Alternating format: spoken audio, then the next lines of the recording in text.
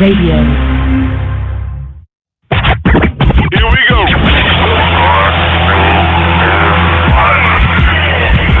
Blast off.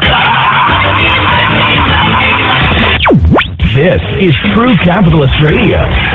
True Capitalist Radio. I am your host, the man they call Ghost. The badass of business. Give him capitalism or give him death. That's it. Period. Broadcasting from his Skyline office studios in beautiful downtown Austin, Texas. You sound fruitier than a box of Fruit Loops, for Christ's sake. And now, he'll take it from here. Your host, the prognosticator of prognosticators, the man they call Ghost.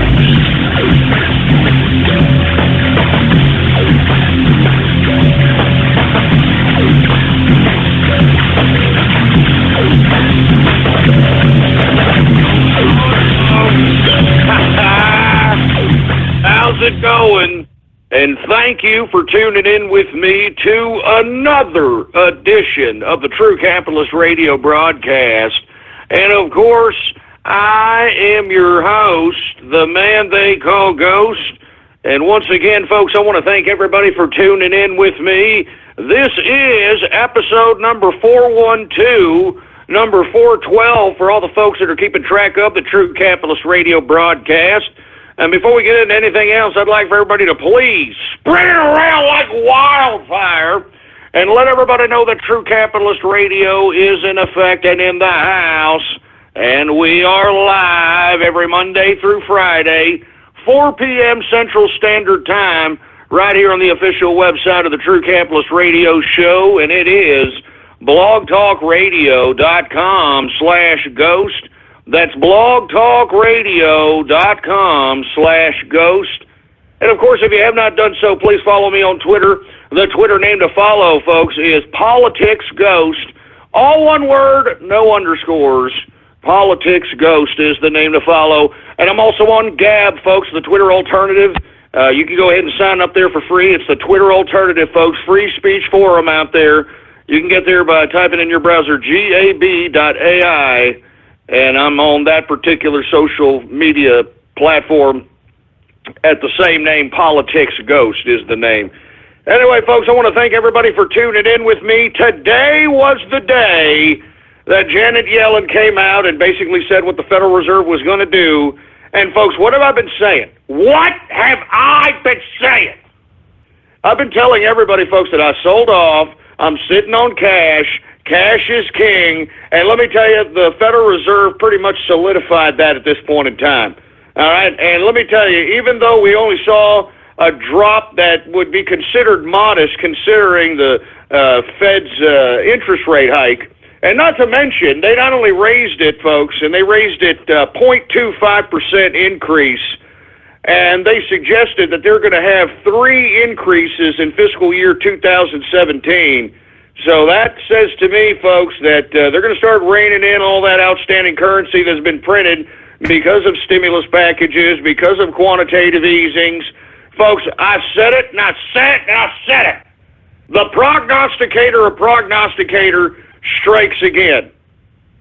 Now, there's a lot of bottom feeders in this damn market once the Federal Reserve released its interest rate hike, folks. First and foremost, the dollar has spiked. Treasuries have spiked, especially short-term treasuries, folks, spiked through the roof here. And what have I been saying? I've been saying it. I told you. I told all of you, man. Cash is king right now. Everything is going down, and let me tell you, in my personal opinion, I'm rather shocked that we didn't see a little bit more decrease in the Dow, the S&P, and the NASDAQ. In my particular opinion, I believe that these investors don't know their ass from their elbow, and once the Federal Reserve released their interest rate hikes, and of course the future potential interest rate hike for fiscal year 2017, Janet Yellen came out, said some things, had a press conference. And let me tell you something about Janet Yellen. She was talking a bunch of economic hyperbole, but what I read in that was that she was basically subtly alluding to the fact that participants in the market may be a little bit over-speculative particularly as it pertains to the equities market. She didn't directly say it, but you could definitely tell that the press corps there that was asking her questions were definitely trying to pick at her, because even they know that this market is just ridiculous.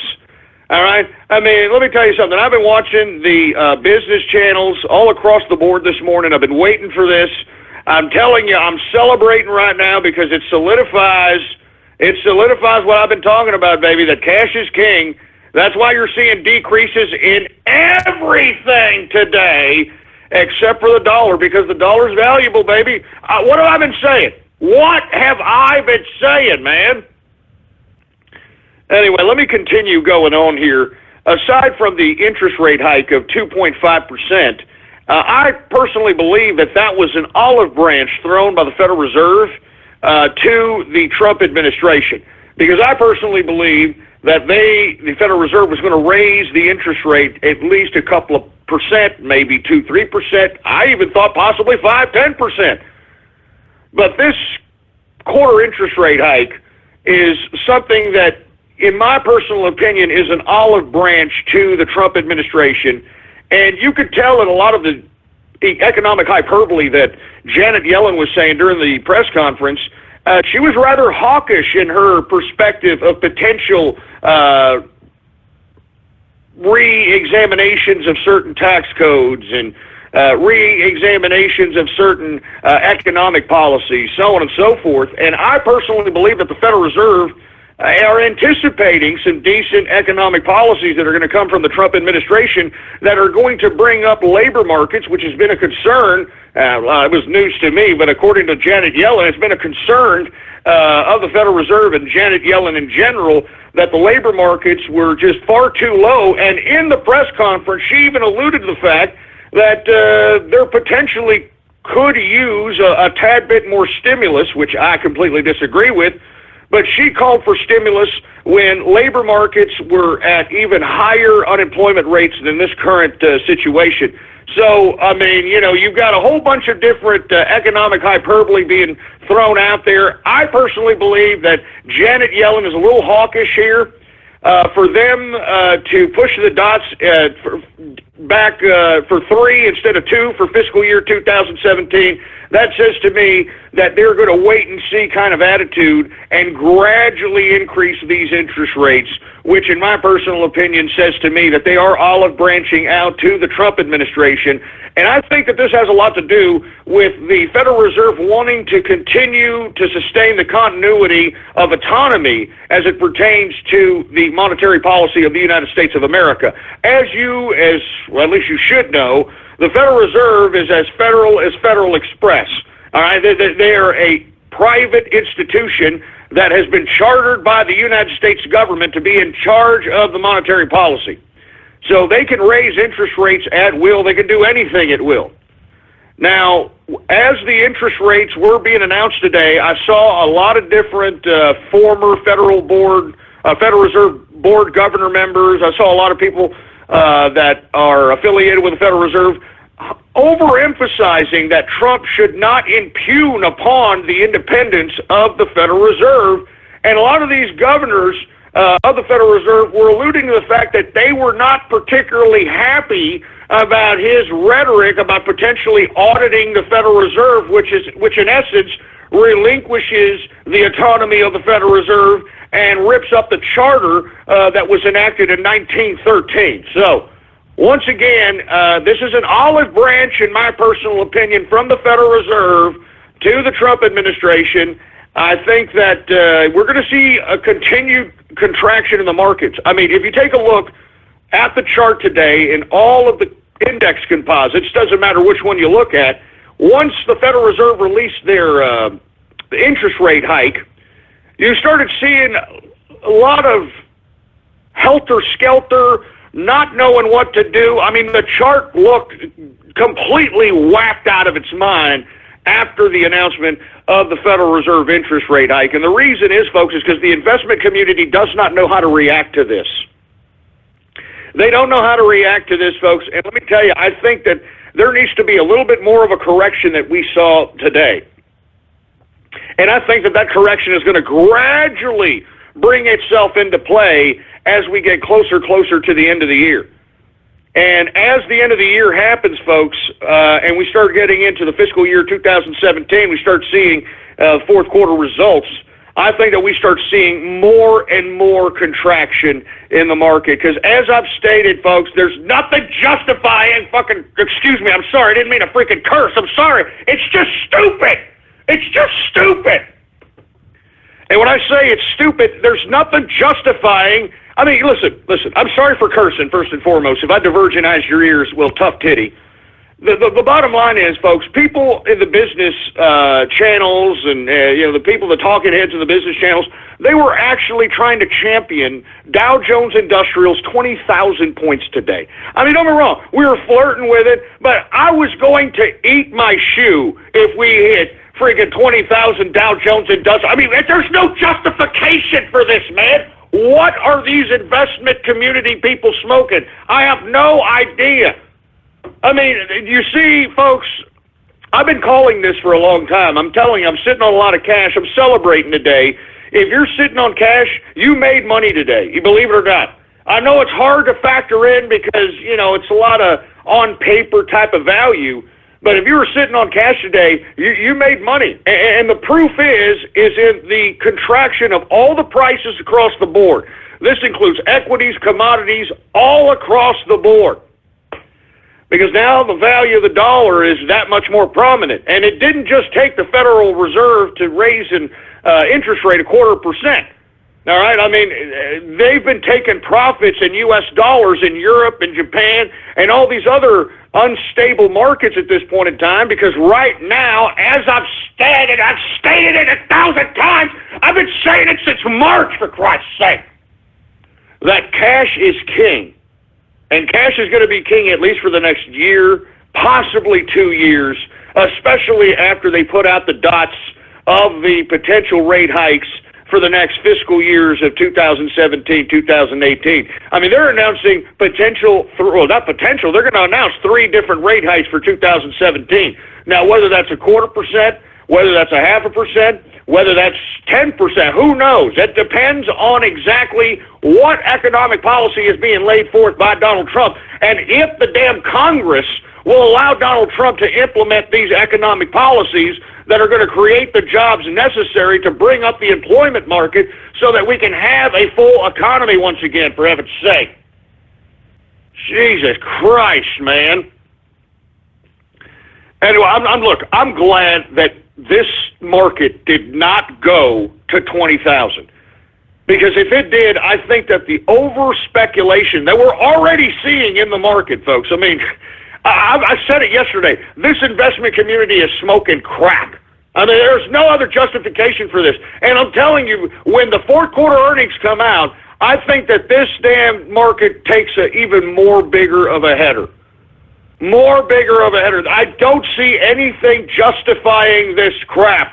This is over-speculation. I've been saying it. I'm going to continue to say it. And let me tell you, that's why I've said I've liquidated all of my equities, with the exception of things that I potentially have held on for 10-plus years or more, all right, because even if a major contraction happens, you're not going to lose too much in long-term investments in that capacity. But anything thereafter, just cash it out right now, take profits, hold the cash. That's what I've been saying, baby. Real estate, the same thing. Now, listen, the real estate market is going to start seeing the ripple effects of this interest rate hike, and it's not just because of the lending. It's going to be because, folks, there is a maturity on a given financial instrument relating to the mortgage process that is much similar to what was known in 2008, 2009 as the subprime mortgage instrument, meaning that the subprime mortgage instrument allowed a potential homeowner to sign on the dotted line, and they would pay a certain level of mortgage, which potentially was a small percentage of principal, small percentage of interest for a good 4 to 5 years.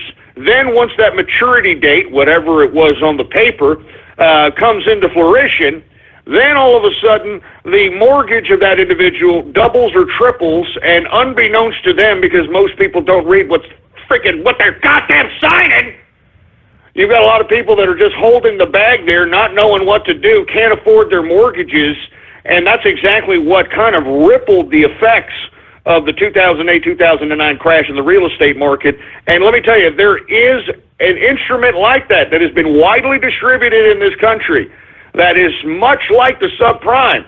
The only difference is that there is no subprime in this instrument. You're paying nothing but interest for the first 4 to 5 years, depending on how you negotiated your mortgage. Nothing but interest for 4 to 5 years.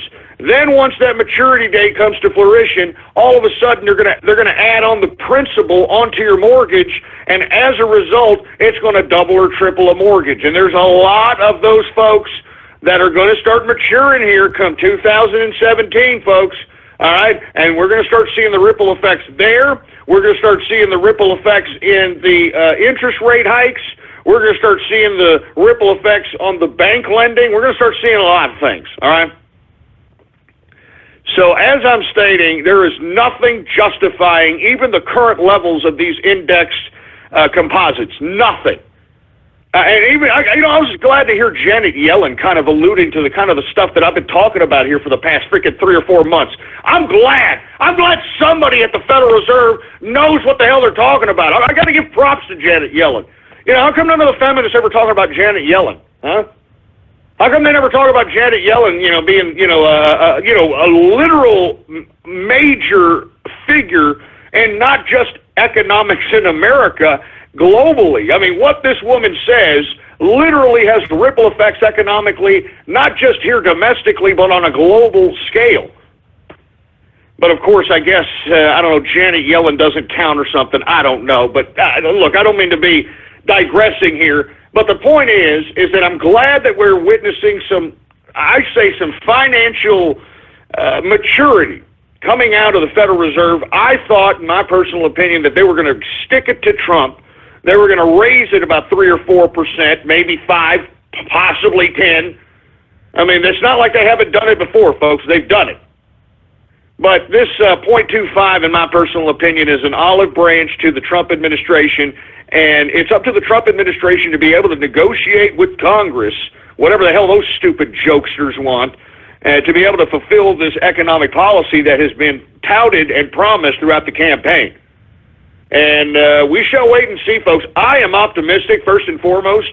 I believe that if there's any kind of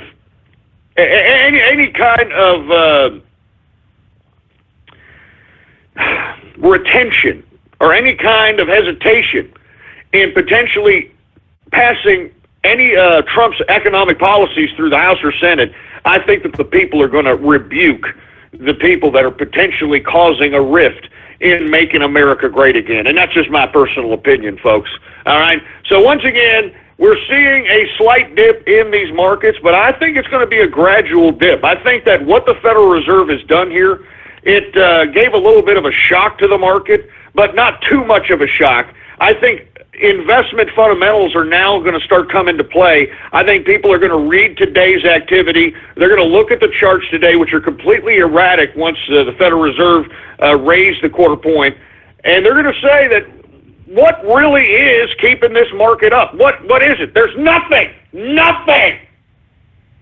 And I think that you're going to start seeing people cash out, especially now that they're going to start reading into the spike in the value of the dollar.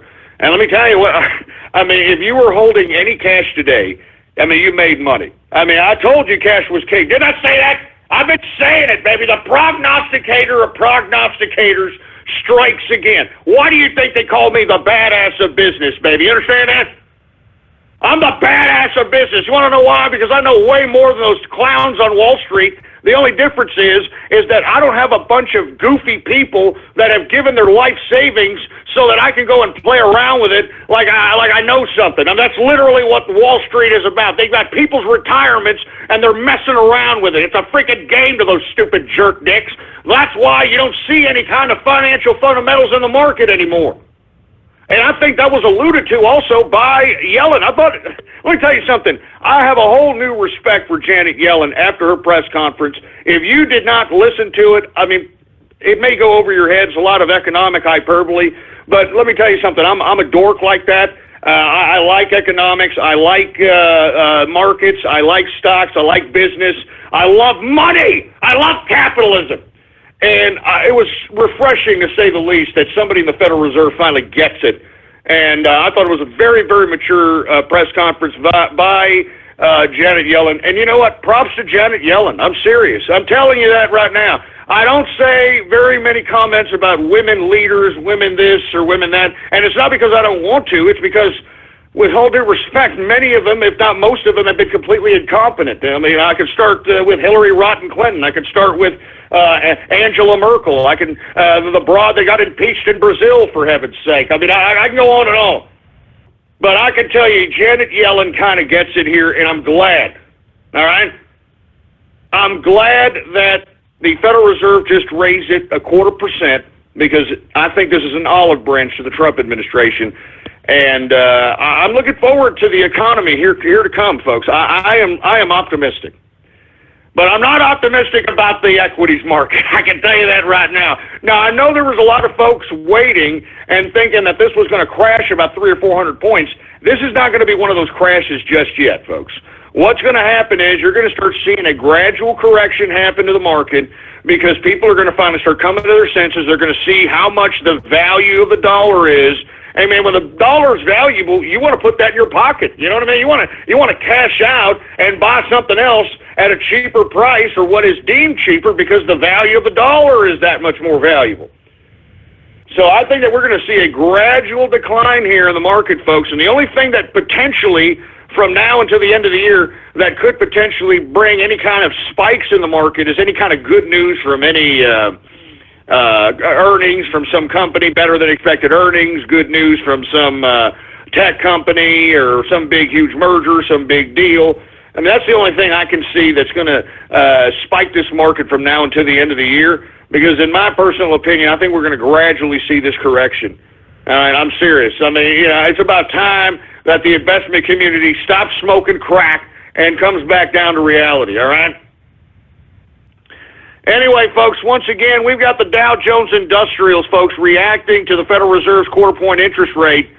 It is down today 118.68 points, a percentage decrease of 0.60%, closing out the Dow Jones Industrials at 19,792.53 points for the Dow Jones Industrial. And look, that's why they weren't putting out the party hats on Wall Street. That's why they weren't breaking out the celebration champagne.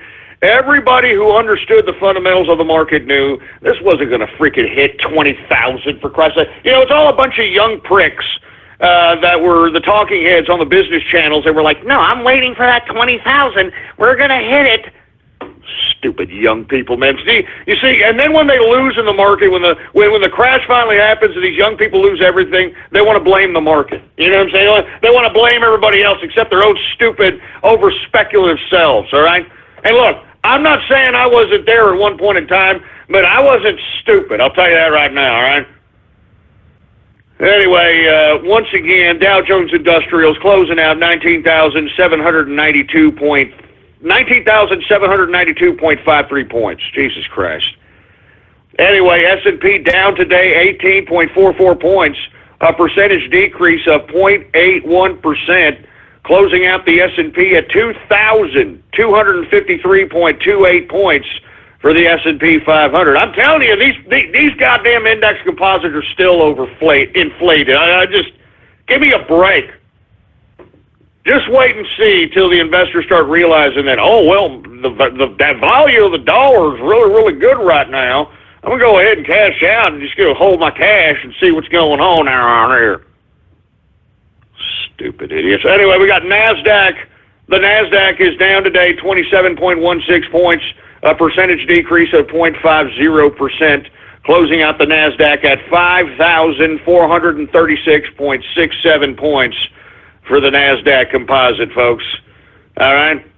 Let's go ahead and continue. What else we got going on here? Let's get to the commodities now. Once again, what did I tell you? If we see an interest rate hike, everything was going to go down in value, because the value of the dollar is that much more higher, for heaven's sake. So anyway, let's continue on. We've got these commodities here, and let me tell you, energy took it on the teeth today, man. Energy took it on the teeth. Because, look, even if they're cutting production, all right, at least in the commodity sector, the commodities traders understand fundamentals of markets. If the value of the dollar is going to go up, that means the price of the commodities are going to go down, minus any kind of shortage in supply, which artificially creates, or not really artificially, it just creates, by consequence creates a higher price because of demand.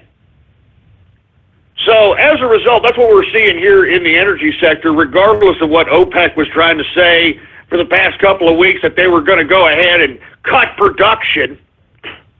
Let's go ahead and get to the energy, all right? Energy is down today. WTI sweet crude, which is the crude oil that's consumed here in America, it is down today $2.21, a percentage decrease of, get this, man, 4.17% decrease on the day. I mean, good God. I told you, you want to sell off, man. I mean, I knew that the Federal Reserve was going to raise something. I even alluded to the fact that they could just potentially raise a small amount, which could help the economy, which could kind of soften the blow, which is exactly what has happened here. But, you really don't know what the Federal Reserve was going to do. You can't read their minds. I mean, you can only read what the minutes they put out and the talks that they have. That's all you can do. Anyway, we got Brent crude, folks. It is also down today, $2.03, a percentage decrease of, get this, 3.64% decrease on the day. I mean, good God. Good God. Anyway, let's get back to energy. Gasoline also slipped today. It's down 1.20%. Natural gas is the only thing up in today's energy sector. Natural gas is up 2.79% increase on the day for natural gas. I'm telling you, it's feast or famine with that commodity there, folks. Feast or famine. Heating oil also down. 1.93% decrease for heating oil. I'm telling you, folks, when the value of the dollar goes up, everything's going to come down in price. The only thing that isn't going to come down in price is anything that has any level of scarcity. That's it. Anyway, we got precious metals. Let's get to the metals, shall we? The metals! Let's get to the goddamn metals! We've got gold down today, folks, $14.40.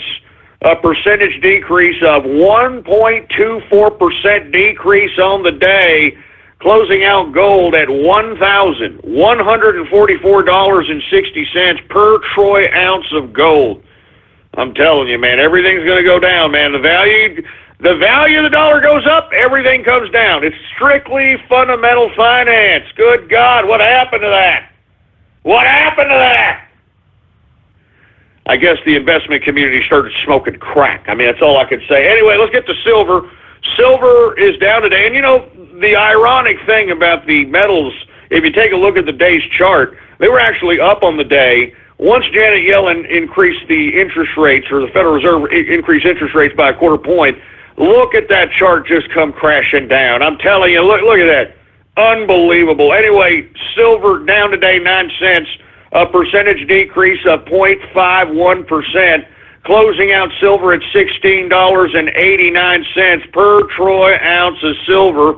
We've got copper up today very modestly, up 0.08%, and platinum, whoever the hell's buying platinum, it is down today 0.04% decrease on the day for platinum. Let's go ahead and get to agriculture, folks. Now, once again, as I stated, the increase in the value of the dollar should decrease the value of most commodities.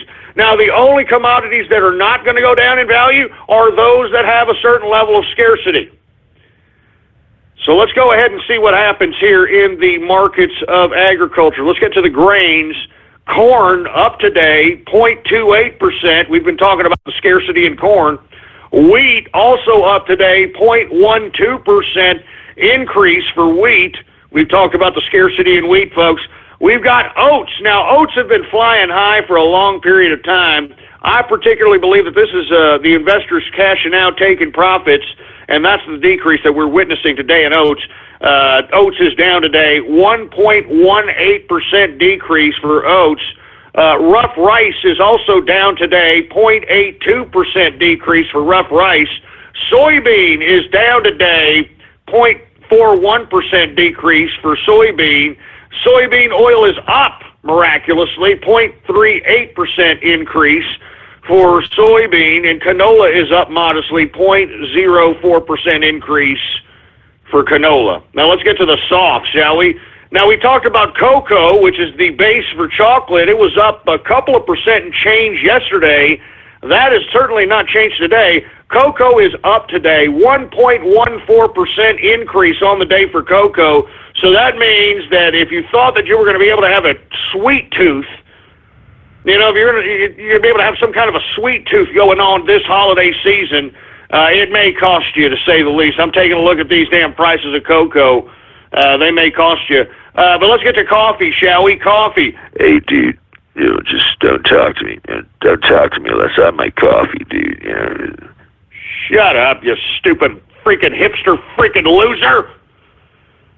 Anyway, coffee is still up. It's rising high. Once again, it is up today, 0.91%. Looks like none of those coffees are going to go down at Starbucks for all you stupid, four-eyed, freckle-faced, beaten, long-haired, bearded-out fruit bowl hipsters. Let's get to sugar! Now, sugar is taking a massive, massive free fall, and, this may offset the potential increases in cocoa because sugar has just massively been decreasing for the past several days, and that is no different today. Sugar is down, 3.06% decrease on the day for sugar. Damn, that's harsh. Anyway, let's get to orange juice. Orange juice is down modestly, 0.30% decrease on the day. Cotton is also down today, 0.79% decrease on the day. Let's get to lumber. Lumber is up modestly. It is up 0.16% increase on the day. And good God, somebody tell me what's going on with rubber. I mean, I'm not a rubber investor here, okay? I'm not somebody who goes out and thinks, you know what a good play is there, Mac? A good play is putting a good 10 G's in rubber. Because everybody's got to use rubbers out here when they're out here doing the body slapping horizontal mambo out here for the holidays. When their bodies are slapping out there when Jesus' birthday and all that. Just shut up. Look, I want to know what the hell's going on with rubber here.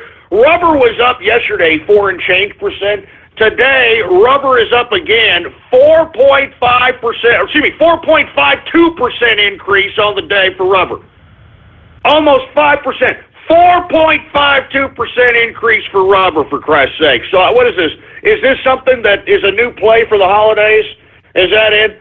I mean, everybody's invested in rubber because potentially people are going to be using an abundance amount of prophylactics during this time. I don't get it. I don't know.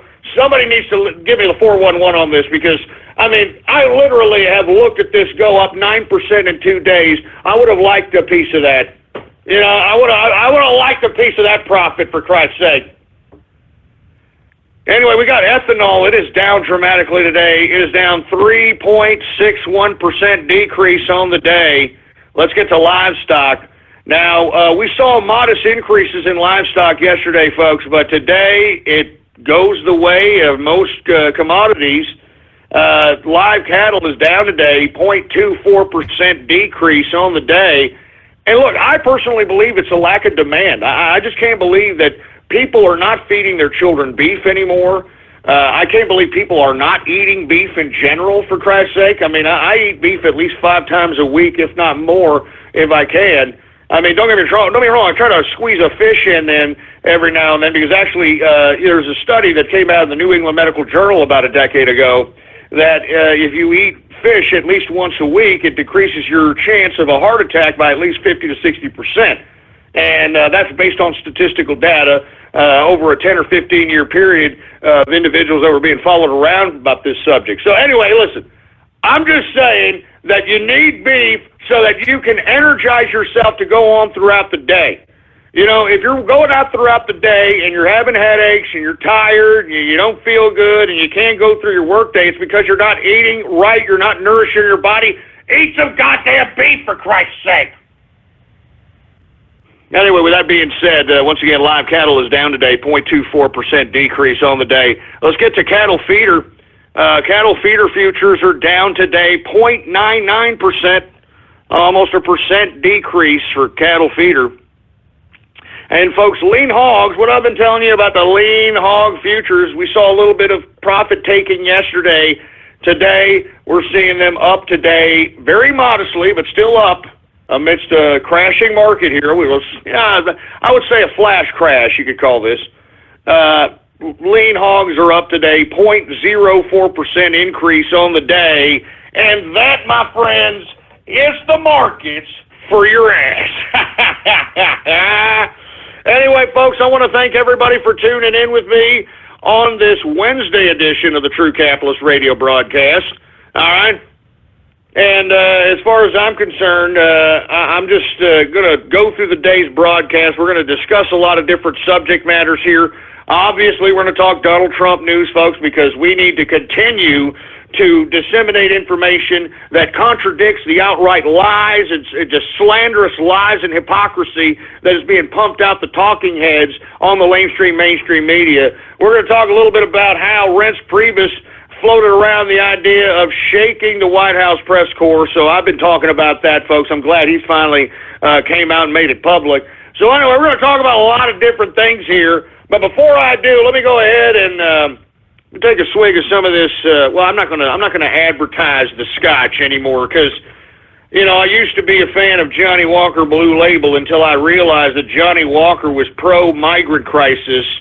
And let me tell you something, I'm not going to promote anything that's going to, promote wild Yehudis from conquering Europe. I mean, let me tell you something. I know that these Europeans pretty much allowed themselves to be put in the position they're in by accepting socialism, but we just can't watch as a bunch of wild Yehudis come in and completely eliminate the culture that gave so much to Western civilization. I'm talking all of Europe, Germany, Britannia, France, Sweden. I mean, all the European nations have contributed to the artistic expression, the literature, the political philosophy in general. I'm just saying. I mean, you just cannot sit here and watch this happen. Anyway, digressing, that's why I no longer drink Johnny Walker Blue Label, yeah! Because I'm telling you this right now, I'm not promoting anything that's going to be promoting wild Yehudis conquering nations and under the disguise of refugee transplantation. I mean, what a bunch of crap. All right, what a bunch of crap. Anyway, I want to go ahead and say cheers to everybody who's listening in here, and I want to say cheers to the folks that listened and heed my call and cashed out of this market and sat on cash. Now, I'm telling you, if you're sitting on cash, you made money today. You made serious capital if you're sitting on cash today, baby. I'm telling you this right now. I'm telling you, and we're going to see a gradual decrease in the market because I personally believe that people are going to come down to their senses and, they're going to stop smoking crack and they're going to realize that there's nothing justifying this goddamn market inflated goddamn index composite rates, for Christ's sake. There's nothing justifying it. So anyway, let me go ahead and take a swig of this. It's Scotch single malt, age 15 years. You know what it's about, baby. Cheers. Cheers to the Trump train. Cheers to the capitalist army. And cheers to Donald Trump, the man who has brought in the capitalist revolution. Cheers, baby. Cheers. Oh, yeah. That's what I'm talking about, man. Anyway, let's go ahead and continue on. Before I get to Twitter shout-outs, let's go ahead and get right into Donald Trump having a meeting with the tech CEOs of Silicon Valley, the oligarchs. Very, very interesting meeting, folks. I saw a little bit of a glimpse of it before the press corps was, the media people that were covering Trump were ushered out of the meeting. He was meeting, of course, with Peter Thiel. the major oligarchs in Silicon Valley. He has now named Elon Musk, of all people, as an advisor. Now, I mean, you know what I'm saying? I'm telling you. So, you know what Trump's trying to do? He's trying to co-opt some of these folks so that, all this hoopla that's being pushed forth by the CIA to delegitimize the election of Donald Trump can be just put to sleep. I'm tired of talking about it. I'm serious. I'm tired of even having to have this as a debate that, I don't know if Donald Trump is legitimately the president. He won by an overwhelmingly abundant amount of electoral votes. I mean, what is he? He was 306. Is that what he won by? I mean, it's unprecedented, man. Give me a break. All right? Based on the Electoral College, Hillary Clinton got her ass whooped. All right? That's all there is to it. I'm tired of having the CIA, and let me tell you something about the CIA, okay? It's obvious. It's more than obvious, CIA, that all of your operatives are basically in the media talking head chairs because, I mean, you could not make this more obvious. I mean, I have never seen the media carry water for the CIA in my life. I mean, I'm not joking around. I mean, being defensive about the CIA. I mean, did you hear that stupid wannabe hipster Keith Olbermann, for Christ's sake? This asshole is trying to claim that because Trump doesn't believe the CIA, that somehow Trump is committing treason. I mean, do you see what kind of far stretch these damn liberals are talking about? You know who's committing treason? Christine Pelosi! That's who's committing treason!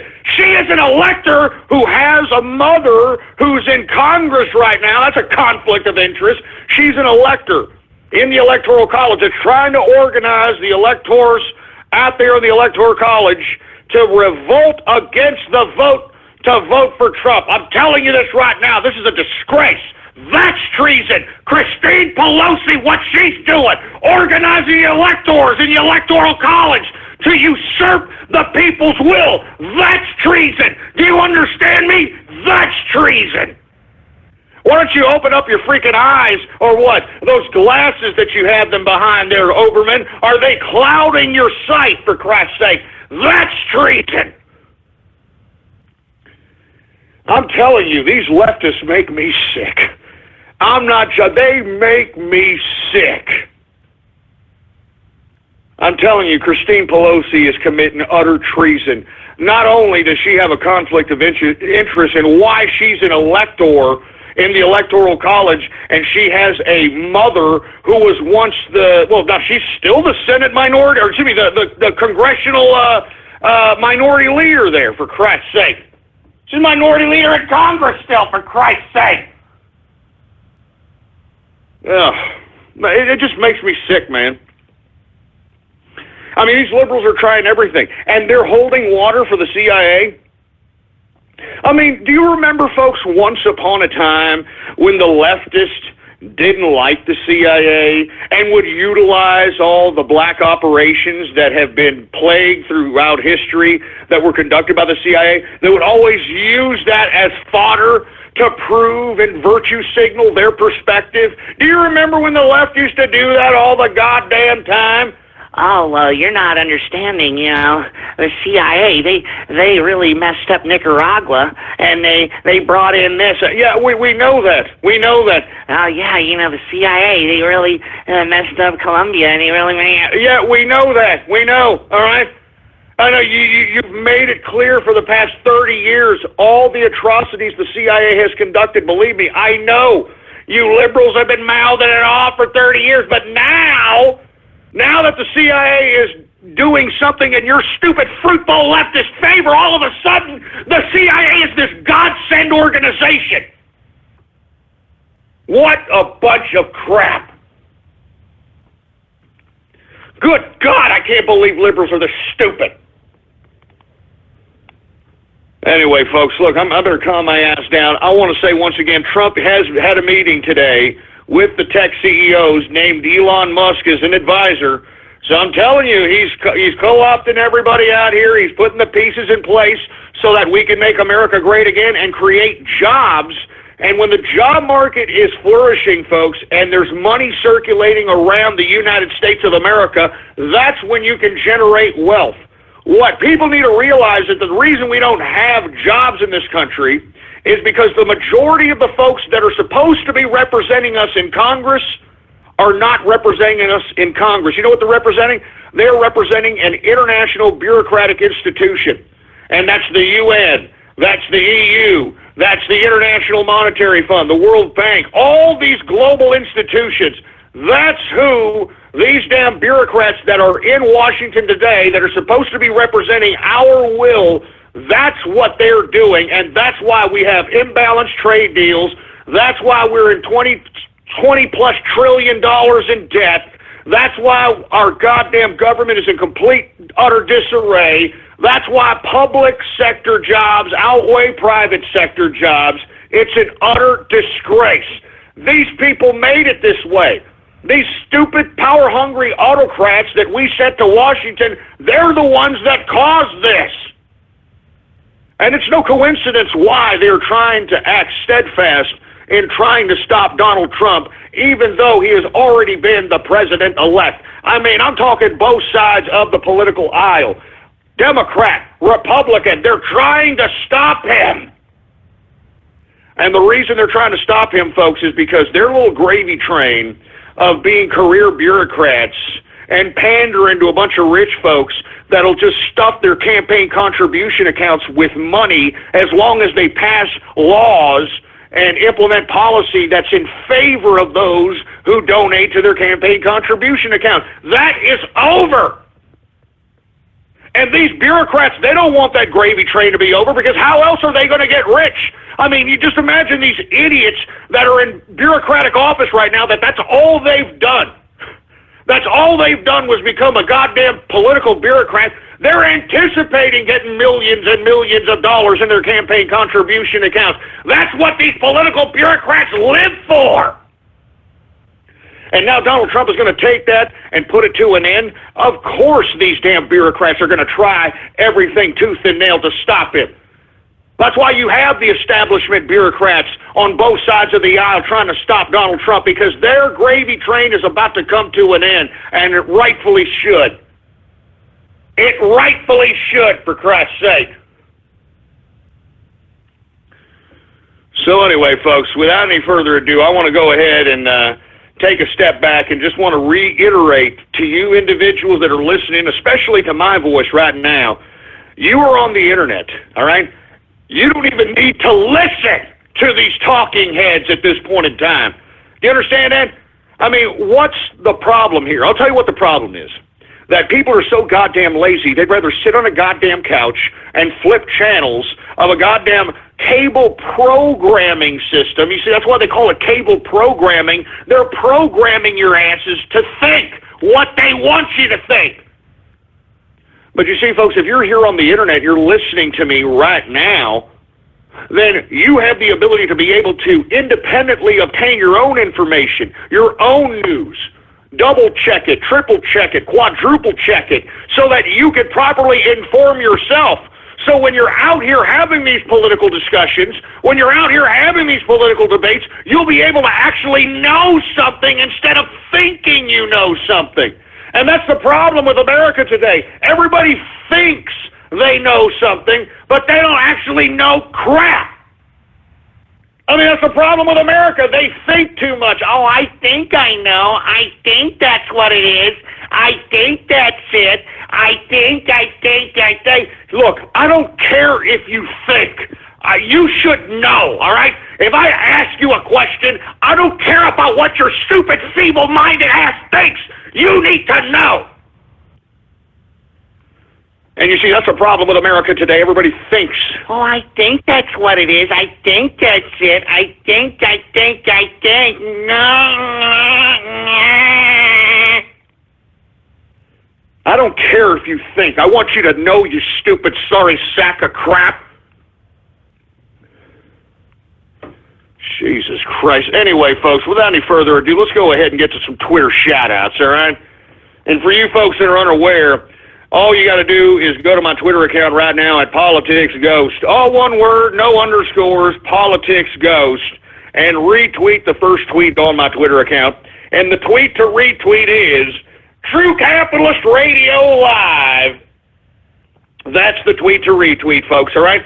True Capitalist Radio Live. Retweet that tweet. I will give you a Twitter shout-out live right here on the broadcast, right here and now. And before I get into that, folks, I want to remind everybody that we have the Inner Circle Christmas card up on Ghost.market for a very limited time. As a matter of fact, both products that are on Ghost.market, you can type that in your web browser right now, Ghost.market. All those products are going to come down this Friday, folks, so that they can be mailed out, and hopefully many of you can receive them before Christmas.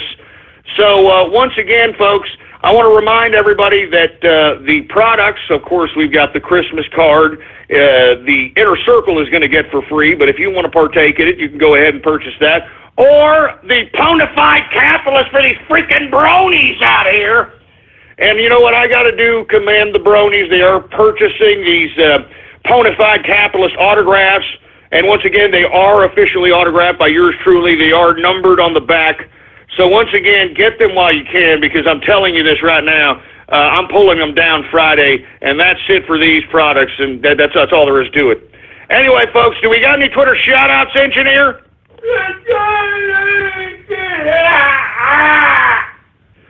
Well, all right. Well, let's go ahead and get to some damn Twitter shout-outs right now. And let me tell you something, folks. Don't turn this into a Fruit Bowl Wednesday with some of these stupid, freaky-ass names, all right? I'm warning you. All right? I'm just warning you. Anyway, we've got Bad Mem X86. We got Scott C. Maga in the house. We got Artron Havoc. We've got, I'm not saying that disgusting name for Christ's sake. We got Tohus for Go. Just shut up. We got Cuck Lives Matter in the place. What's going on? We've got, I'm not going to say that disgusting. You people are sick. Asho's Autograph Cartel. You son of a bitch. Don't you dare! Who else do we have, for Christ's sake, man? We got, I'm not saying that disgusting name. We've got, you people are getting disgusting-ass names. They're Prozac equals commie pill. Yeah, no kidding. No kidding, Prozac equals commie pill. You're damn right. You're damn right. Broken-hearted thick. Oh, come on! Although, you know, no offense, Alan Thicke. I mean, what the hell were you doing playing hockey at 69 years old, man? I mean, come on. I mean, hey, look, I like Alan Thicke. It's a shame that he croaked, and, you know, I feel bad for him. But come on, Alan. Look, first of all, lest we forget that Alan Thicke has got some young piece of tail that's like, what, 30 years old or something, younger than his ass or something. I mean, first of all, he's got to handle that on a sexual and on a physical basis, meaning not only does he have to make sure that this woman is like at least satisfied with at least the 15 minutes that his old ass can go, all right? But at the same time, he's got to make sure that he's going out in the town with her, you know, taking her out to the clubs, taking her out to the bars, you know, buying her the crap. And look, that puts a lot of toll on a man's body, especially if you're 69 goddamn years old. And then this guy decides that, hey, I'm Alan Thicke. I'm going to go and play hockey. What is your problem, Thicke? Let me tell you something. That's God's joke, Thicke. I'm sorry. I'm not trying to be mean, Alan Thicke, but let me tell you, you're tempting fate as far as I'm concerned. A 69-year-old man playing hockey, and on top of that, you're banging some broad that's 30 years younger than you, and you don't think that's going to affect your internal organs to any capacity? I'm serious. I mean, on top of that, you don't think that this guy was slamming back the bottles of Moet or, you know, Cristal or something? Come on! I mean, let's be honest. He was Alan Thicke, for Christ's sake.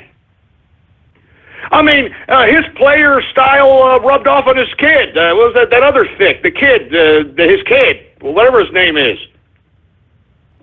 I'm just saying, man.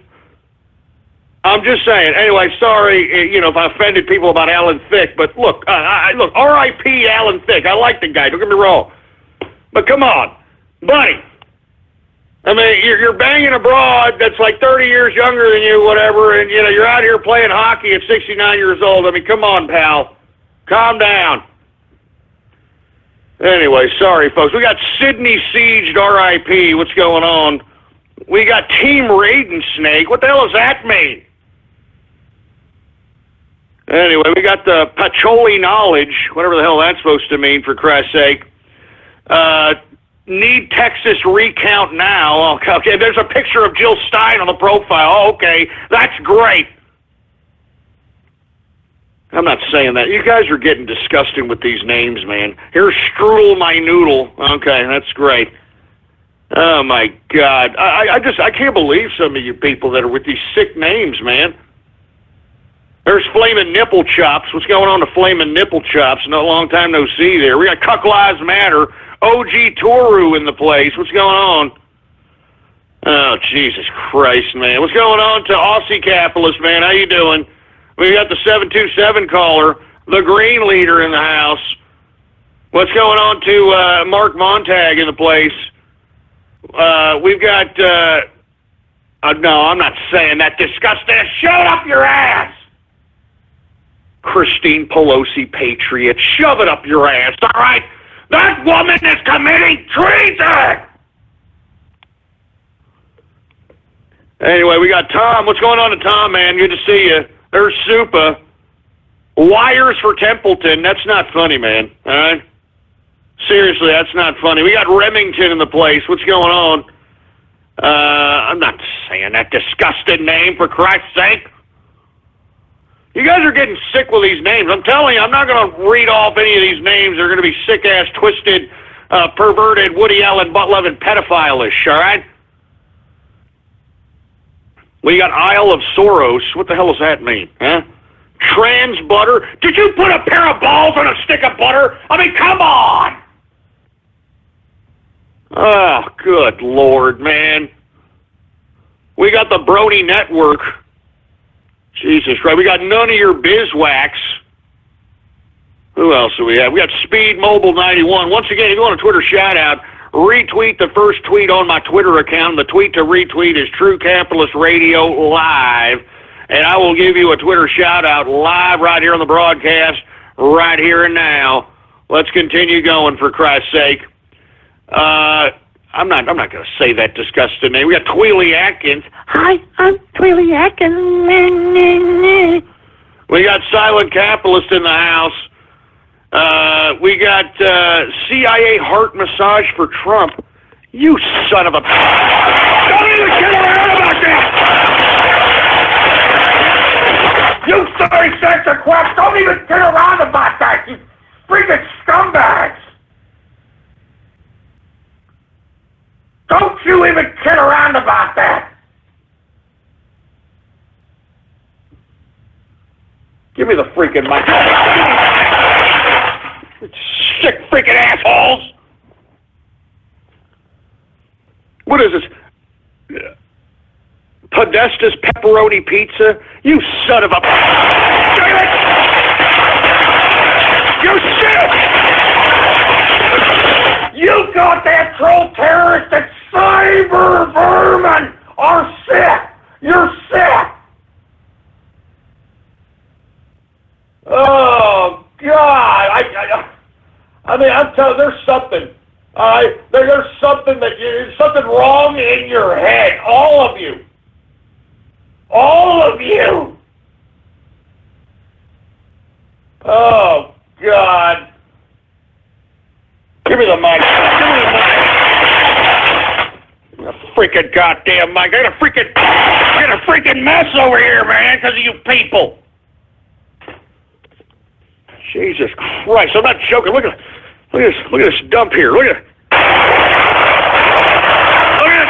this dump. It stinks.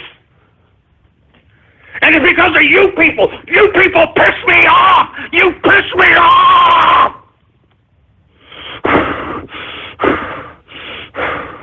All right, I better calm down, man. Where's my drink? Give me my drink, for Christ's sake, man. God damn you, man. God damn all of you. All right, let me calm down here. We got Cletus the Hick in the house. What's going on to Cletus the Hick? Who else do we have going on here?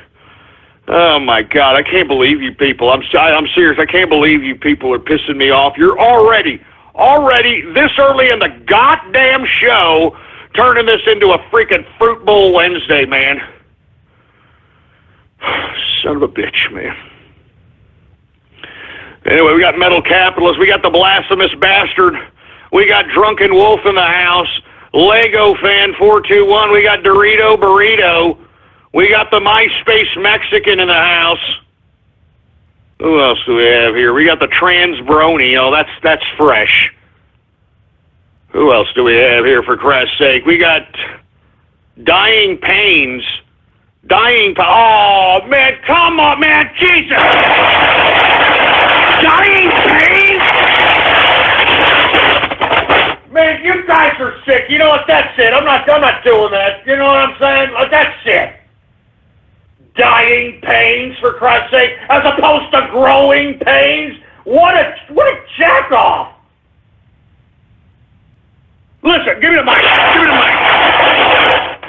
Give me the goddamn mic. Listen to me. Look, listen. All right.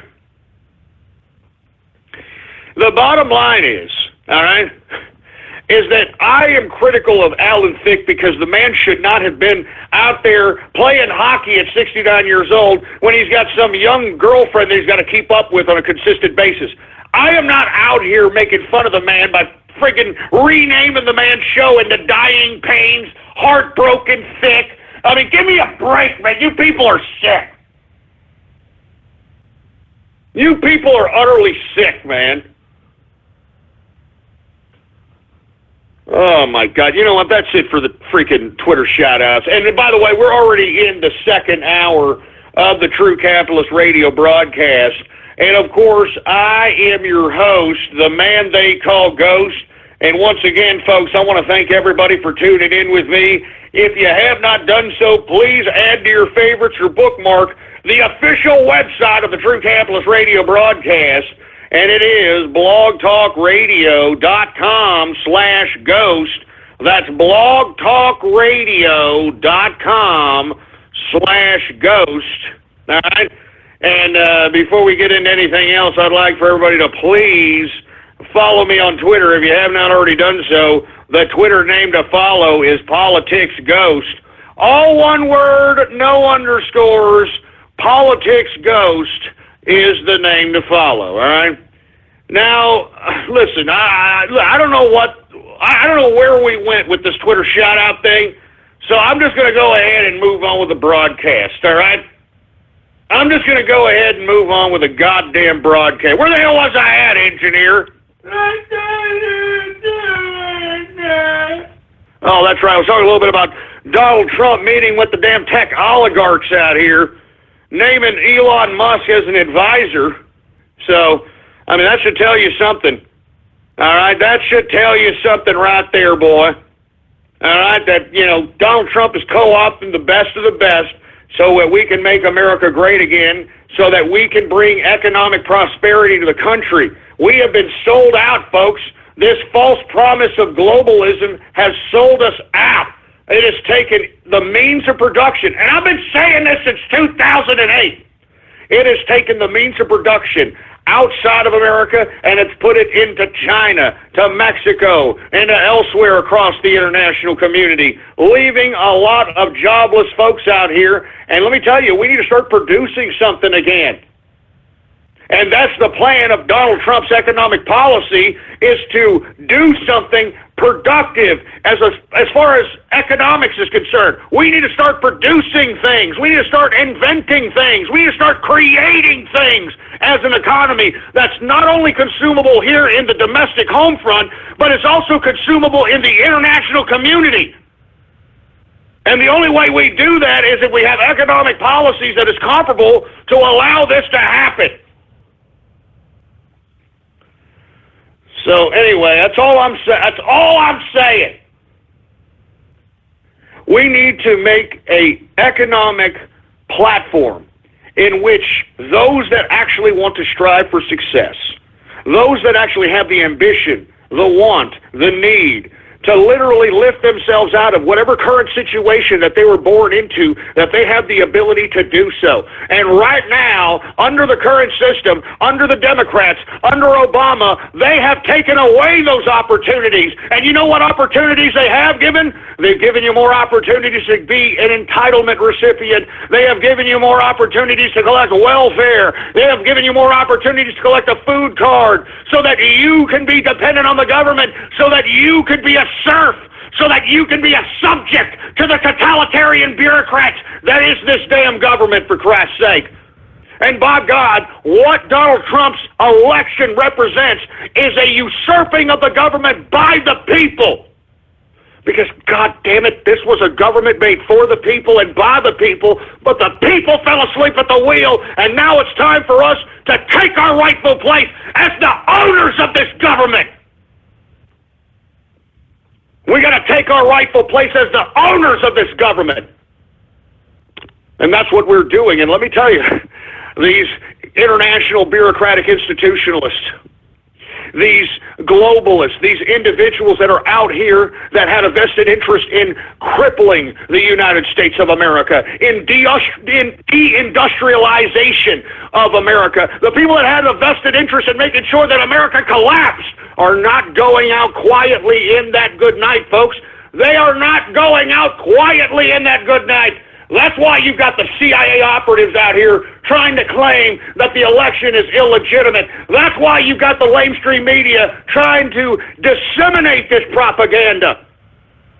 And that's why those of us that are listening, those of us that are on the internet, those of us that have a social media presence, whether you just have 10 people or 1 million people following you, it's time for you to disseminate the truth.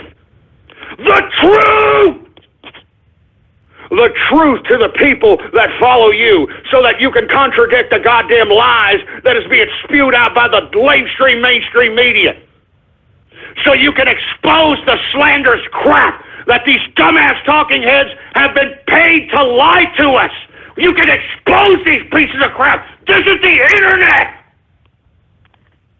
Why do you think I'm doing what I'm doing, folks? I'm putting myself at great goddamn risk doing what I'm doing. But you know what? I don't give a crap, because if I don't do anything, then I am nothing. And the reason I say that, folks, is because let me tell you something. All the money in the world means nothing if you have no freedom. All the money in the world means shit if you have no freedom. You have no liberty.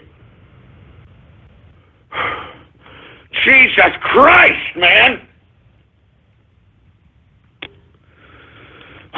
Jesus Christ. I'm sorry for going off keister, folks, but goddamn.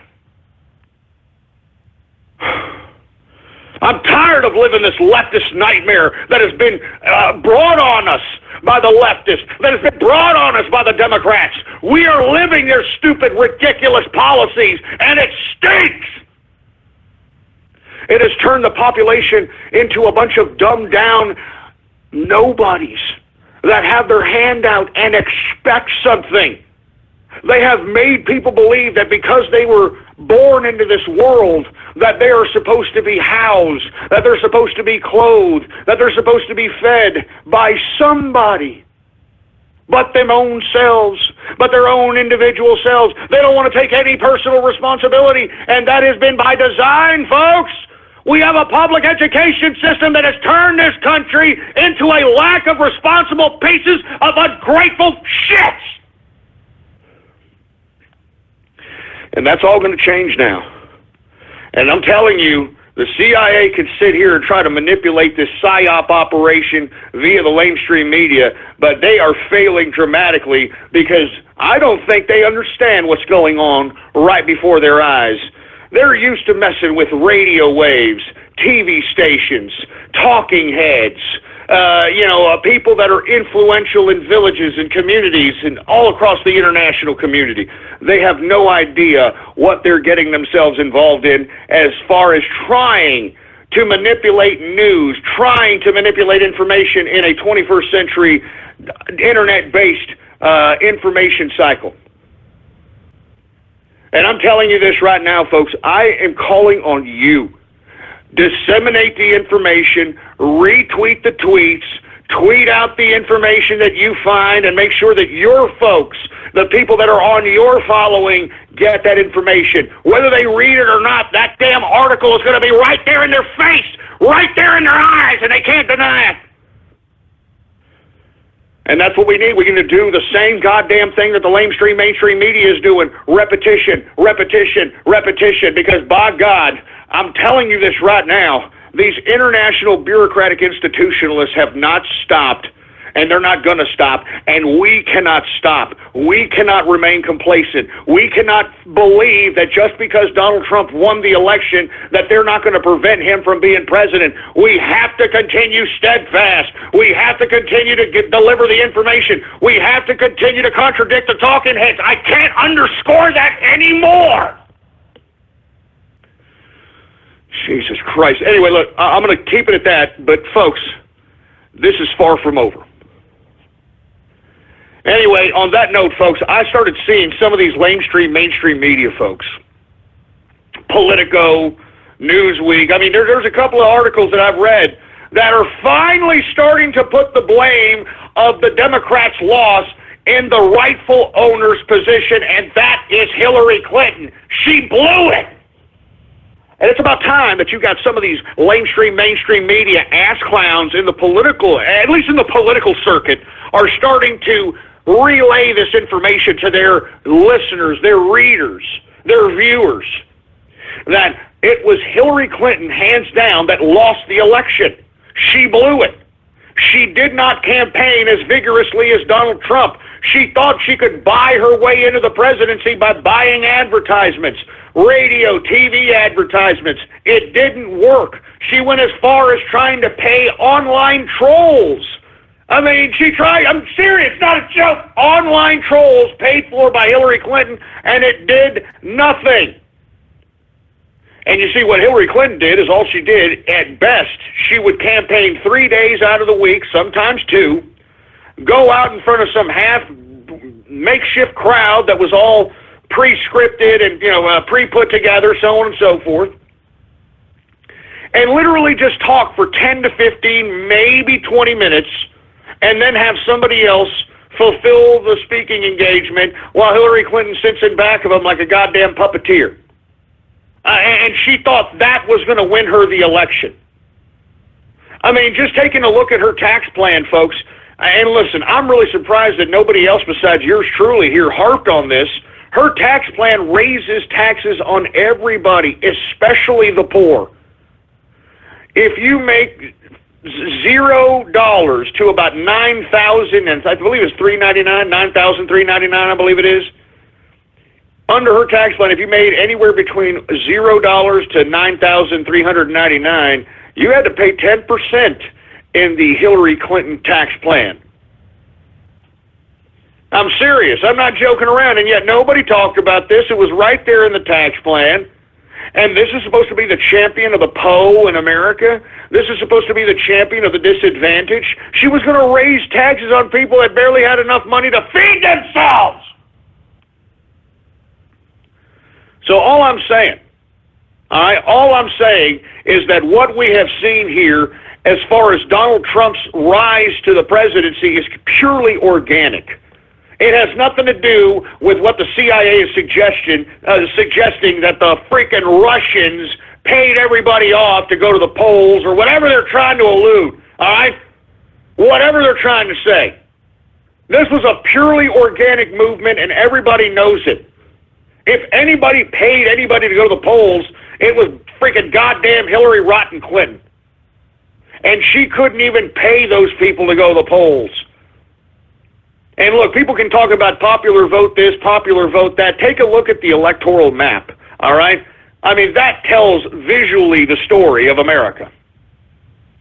And the only votes that she got heavily was all the inner cities, where everybody is living in utter squalor, where everybody is being run by a Democratic municipality, where everybody is perpetually miserable and suffering and lack of economic opportunity, so on and so forth. That's what she won. She won those metropolises, which are failing under Democratic municipalities. But you took a good look at all the other electoral map across the country. all red, all Republican, all Donald Trump. And lest we forget, folks, that there was an estimated 3 to 4 million illegal immigrants that voted in this particular election alone. All right? I mean, 3 to 4 million illegal immigrants, and do you think they were voting for Donald Trump, the man that was talking about building the wall, the man that says, you got to go back? You think that they voted for him? Hell no, they didn't. Hell no, they didn't. They voted for Hillary Rodham Clinton. So when I hear these leftists talk about, oh, well, Hillary Clinton won the popular vote. Yeah, she won it by 2.5 million, and that's a big number. Yeah, well, I tell you, if we want, you know, and let me tell you, this little recount that Jill Stein tried to initiate, you know what it showed? It showed that there was actually voter fraud, but it was voter fraud on the Clinton side. I mean, the numbers of votes rose in every recounted state because the fix was in for Hillary Rodham Clinton. It's just, we came out. When I say we, I'm talking the Trump train came out en masse and voted. It was a landslide. They could not rig this election in favor of Hillary Clinton. That's all there is to it.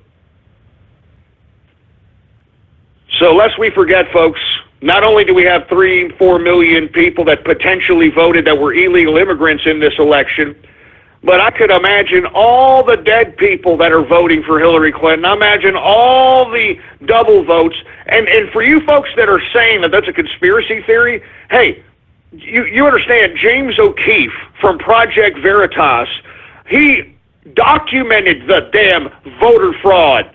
He's proven that the Democrats not only engage in voter fraud, they encourage it. They teach people how to do it. And if you haven't seen those videos, well, by God, just freaking Google search James O'Keefe Project Veritas voter fraud. Or just put in Project Veritas voter fraud. The evidence is there. The evidence is there. So I don't want to hear this crap that, well, Hillary Clinton won the election, and she won the popular vote by 2.5 million.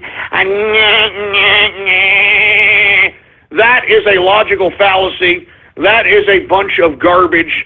Don't let them make you fall for that rhetoric, okay? All right? I mean, just based on the, she won by 2.5 million in the popular vote. You want to know why that is? Because the sanctuary cities that represent the abundant amount of illegal immigrants that are comprised in these populations were allowed to vote. They were allowed to vote. So don't give me this popular vote horse shit. Excuse me. Excuse my French, but seriously. Jesus Christ. Anyway, let me move on, folks. All right. Once again, Hillary blew it. I'm glad the mainstream media is finally getting around to this and starting to, you know, kind of disseminate this information to their whacked-out listeners, their whacked-out readers, and their whacked-out viewers. She blew it. It was her bag. She was an incompetent campaigner. All right. She was sick. It's obvious she was sick. She could not physically withstand the campaigning process that Donald Trump went out like a madman campaigning, stopping 3, 4, sometimes 5 places in one damn day. That's how he won the election, folks, having big rallies, putting himself out there with the people, shaking hands, actually going and visit the inner cities, actually going and visit Louisiana when they were afflicted with that natural disaster, going out there and understanding what the people want, what the people need. You think Hillary Clinton was out there doing that? Hell no. I mean, there's that one picture of her going into somebody's apartment, and she's shocked. I mean, she is completely shocked. She's like, what? People are living like this? Yes, that's how they're living under your stupid pissing ground liberal economics. That's how they're living, you stupid dumb broad. That's how they're living under Obama, you stupid, dumb, twisted, dumb bullbag.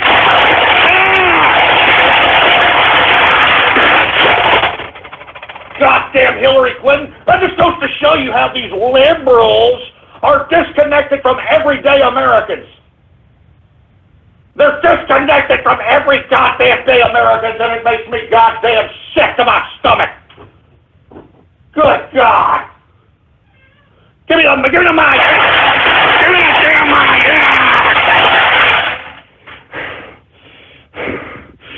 It makes me sick. It just makes me sick, folks. I'm going to move on to the next freaking subject. Give me my drink, for Christ's sake, so I can calm down.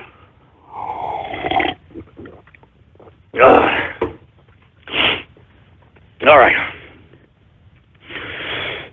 Let me take a couple of deep breaths, folks. I'm sorry. All right. Let's go on to a little bit better of a subject. Let's talk about Reince Priebus floating around the idea of shaking up the White House press corps, huh? Oh, man, wouldn't that be great? Huh? I mean, just getting rid of these old damn hacks from the mainstream media and putting in independent media in the White House press corps. I mean, that would be great. That would be excellent. I mean, I hope that Reince Priebus is very serious about this, because I would really appreciate independent media out there in the White House press corps asking the press secretary questions, asking the president questions. You know what I'm saying? So I'm just trying to let everybody know here that what we need to do as far as an independent media is concerned is to enhance and help facilitate this idea into reality. Because I would like to see Breitbart in the press corps. All right? I would like to see Drudge or a representative of Drudge in the press corps. Hell, I'd even like to see somebody from InfoWars in the press corps. I want to see people from independent media. Hey, I'll even be in the press corps, baby. Are you listening, Trump? I mean, Reince Priebus, I'll be there, baby.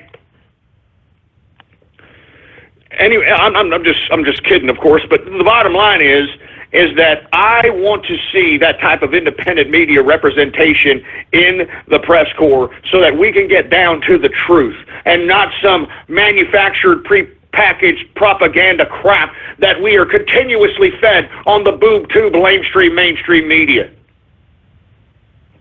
Jesus Christ, man. And hey, thanks to the deplorable troll, he just fed me this tweet. All right, 10 cyber attacks on Georgia voter database linked to Department of Homeland Security. What did I tell you? Huh? Here it is right here. Look at this. 10 cyber attacks on Georgia's voting database linked to the Department of Homeland Security. What did I tell you? They were trying to fix it for Hillary. They couldn't do it. And now they're trying to throw everything in the kitchen sink right here in the mainstream media, and we cannot allow them to do this. We cannot allow the mainstream media to shape this false narrative in the minds of people. That's why I'm calling on you. I'm calling on you to go and use your sphere of influence, whether it's in social media, whether it's a blog or a video vlog, whatever the case might be. It's time for you to help convince people. It's time for you to convey ideas. It's time for you to be a part of the repetition necessary so that these simple, impulsive idiots that comprise the average everyday American schmuck can realize that these dumbass Democrats, these dumbass liberals do not have their best interest at hand. Jesus Christ, I'm telling you, man. Anyway, folks, sorry for digressing there, but I told you that Homeland Security, by them being deployed domestically to oversee, quote unquote, the elections, was unprecedented by Obama. And then for them now to claim that Russian hackers hacked the election, I mean, what does that say about Homeland Security? What does that say about Jay Johnson? What does that say about the competence of Barack Obama himself? What does that say about Barack Obama's competence? It shows that he's completely incompetent. And that if there was, let's just say for the sake of argument, you know me, I like to play devil's advocate here. Let's just say for the sake of argument that Russia did hack the election. Whose fault is that exactly? Whose fault is that exactly? I mean, is it the voting machine's fault? Is it Department of Homeland Security's fault? Is it the CIA's fault? or is it Obama's fault? I mean, seriously, folks, I mean, wake up! Wake up, for Christ's sake, man. This whole damn Russian narrative is ridiculous, all right? I mean, they're not even just using that whole Russian excuse here in America. They're also using that in Germany, now that Merkel's party is losing some damn parliament seats. They're utilizing this Russian narrative as it pertains to Brexit now. Now they're trying to say Russian hackers influenced Brexit. I mean, give me a break. And let's just say, for the sake of argument, okay, let's just say Russian hackers did. What does that say about Western civilization's, first of all, cybersecurity? What does that say about the Western civilization's essence of democracy, which of course is the voting system? What does that say about the competence of the bureaucratic systems in power today for them to keep us safe from such outside threats? I mean, have we not asked these questions? I mean, if they're going to go with this narrative of Russia hacking elections and they're hacking computers and they're these unbelievable world-renowned super hackers, which I'm going to be honest with you folks, I've never met a world-renowned super hacker from Russia. For the most part, Russian hackers are about money, all right? I mean, you want some inside? You want some inside baseball here? You know, Russia. A lot of their hackers have been the culprits behind the hackings of central banks in Bangladesh and other smaller countries because they are utilizing an exploit within the systems that are used by these central banks to hold digitally the monetary systems of their country. And that's really what Russian hackers do. I mean, they go out, and they're the ones that are out here throwing out ransomware. All right? I mean, that's what, I mean, it's just a stupid, simple garbage. All right? I mean, they're about money. All right? I'm serious. They're about money. I mean, that's what runs Russia right now is the Russian mafia, the Russian underground. They're the ones that are out here doing this, and they're not doing it just so that they can see Donald Trump elected president, for Christ's sake, man. Give me a break. Oh, my God. And here, thank you, that's Mimsy, or that's Mimi, excuse me. Look at this asshole Lindsey Graham. Here's Lindsey Graham, this fruit bowl here. Russia hacked into my campaign account. Russians hacked into my... Can you believe this crap? I want this asshole to provide me proof. All right? If you're going to make such an outlandish claim there, Lindsey Graham, I want to see proof. And not to mention, why in the hell would Russians want to go into your freaking stupid campaign? You have no chance in hell, Lindsey Graham. You have no chance in hell. You literally look like you popped out of the anal passage of George Michael, for Christ's sake, and yet you're trying to call yourself a goddamn conservative, and you actually think that you had a shot for president? I mean, what are you smoking? What are you smoking, Lindsey Graham, for Christ's sake? Your first name's a chick name, for Christ's sake. It goes to show how fruity you are. You got a chick first name. What the hell kind of name is Lindsey, for Christ's sake? You know, if there was somebody in my school that was named Lindsay, we'd give him a bitch slap for such a goddamn name. Freaking Lindsay. Get this goddamn Lindsey freaking Graham out of here. What did I tell you about these establishment Republicans, folks? Their gravy train is just about over, and they're throwing everything at the kitchen sink, for Christ's sake, to make sure that they can prevent, or try to prevent, Donald Trump from becoming president, because they want to continue to be money-grubbing, bureaucratic pieces of puppet crap, so that they can do the bidding of anybody who donates to their goddamn campaign contribution account. Oh, my God. This makes me sick. You know that? This makes me sick. And let me tell you something. What do these people think is going to happen if they try to delegitimize the election and don't elect Donald Trump? They try to spearhead this campaign in preventing Donald Trump to become president. What do these people think are going to happen? I mean, do you think we're just going to sit around and say, "Oh, okay"? I'm telling you, you culprits behind all this ridiculous treasonous nonsense. All right? You people are going to be the first ones we're going to have to go get some answers from. All right? Because I see no legitimate reasoning outside of a outright coup from delegitimizing the election of Donald Trump. And if these people try to get away with it, I'm telling you folks, we as the people need to hold the folks accountable that allowed this to happen, all right? And we need to ask them a few questions, to say the least. I'm not joking around, all right? I'm talking Michael Moore. I'm talking about Christine Pelosi, all right? I'm talking about Lady Gaga. I'm talking about all these people, all of them, that were out here trying to play their part in the cog of trying to delegitimize this president that was democratically elected. We need to find these people. If something goes wrong, and these people do not allow Trump to be president, or something by chance happens to Trump, because Michael Moore alluded to this, which I'm surprised he hasn't been visited by the Secret Service by veil-threading Donald Trump, saying that, well, something may happen from now until the time he's inaugurated. You know, something could happen to him. I don't know. I mean, I'm surprised he didn't get visited by the Secret Service after that. But I'm telling you, if anything happens to Trump or Trump's presidency, we need to hold these people accountable, folks. I'm not joking around. We cannot allow these people to think that they can get away with this stuff, all right? That they can just, sit back and be melodramatic and be able to do this behind the scenes. That's why Christine Pelosi immediately ignored me once I called her out as the organizer of the Electoral College Revolt. That's why she immediately ignored me, because she doesn't want any of that spotlight, all right? She doesn't want anybody to know that she, Christine Pelosi, Nancy Pelosi's daughter, is organizing the electors to revolt against the people's will. And that's what I'm saying. If this happens, folks, we need to hold these people accountable. There's no ifs, ands, or buts about it. We need to go find them. We need to ask them a few questions. It's as simple as that. We need to go ask them a few goddamn questions, for Christ's sake.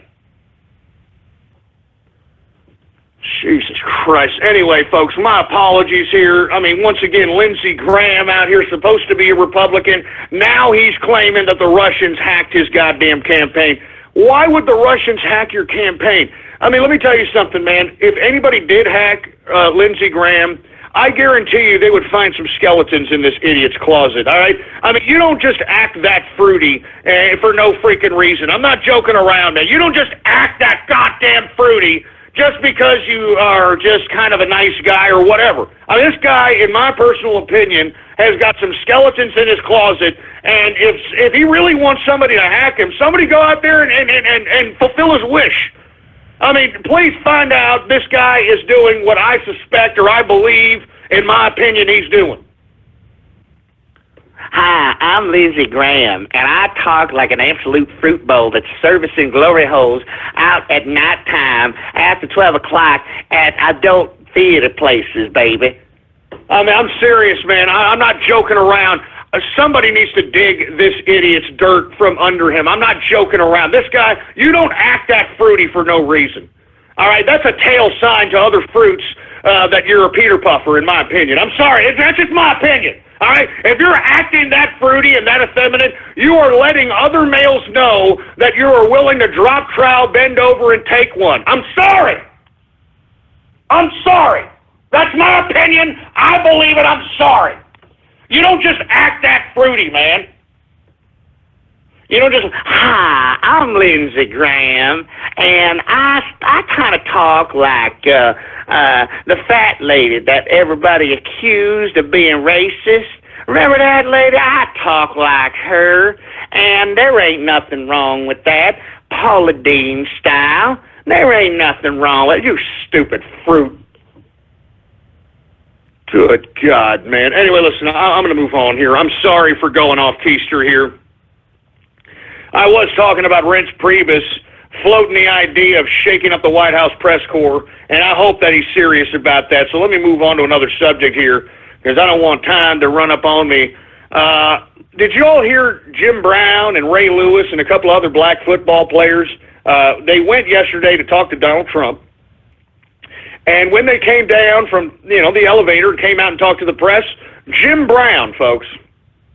Now, this is an NFL legend, NFL running back legend, and on top of which, folks, has been a lifetime black activist. Lifetime black activist, folks.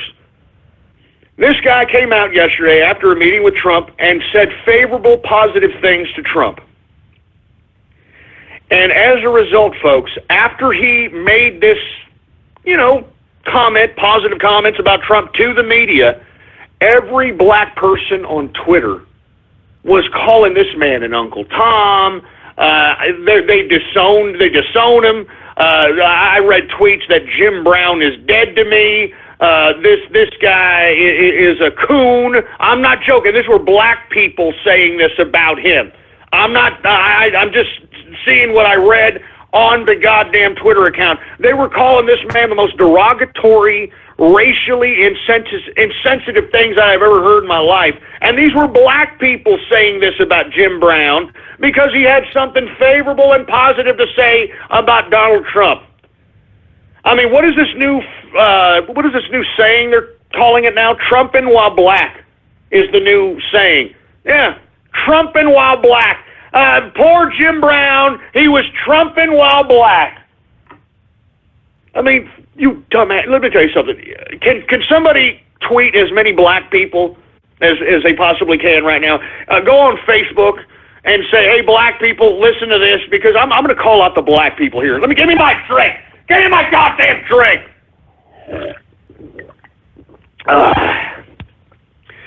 Now, this message is for every black person out there. Now, listen. I know that not every black individual is comprised of this race-hustling, racial dividing, chip on their shoulder, hating whitey, hating the man, Black Lives Matter mentality. Believe me, I know that does not comprise the majority of them. I know this. But folks, a group is defined by its majority, all right? And when a group is defined by its majority, folks, this is the unfortunate side effect. This is the unfortunate consequence, for Christ's sake. Oh, Christ. Oh, man, we're having technical difficulties. Hey, engineer, what's going on, for Christ's sake? Oh, Christ, we're having technical difficulties once again. Good God, man, fix it, engineer, fix it! Fix it, for Christ's sake, man! Look, folks, my apologies here. We continue to have technical difficulties here. I'm going to try to go ahead and just bear with me. I'm going to take a quick break here. We're going to try to have the engineer mess around with all kinds of wires back there and see if everything's okay. Well, people are saying it's okay now. I don't know. Is it okay now? Oh, man. They're getting, they're gone now, but they're getting pretty bad. Okay, they're gone. They're gone. All right. Jesus Christ. I can't work like this. I can't work like this, for Christ's sake, man. Straighten up. Give me my belt. Give me my belt. God damn it, Blog Talk. Get it straight, for Christ's sake. I'll take your ass to the woodshed. Stop giving me technical difficulties, for Christ's sake. God damn. Yeah.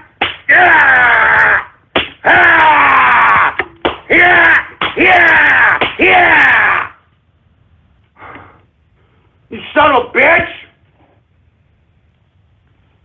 I'm serious, man. I'm serious. I'll take your ass back to the woodshed.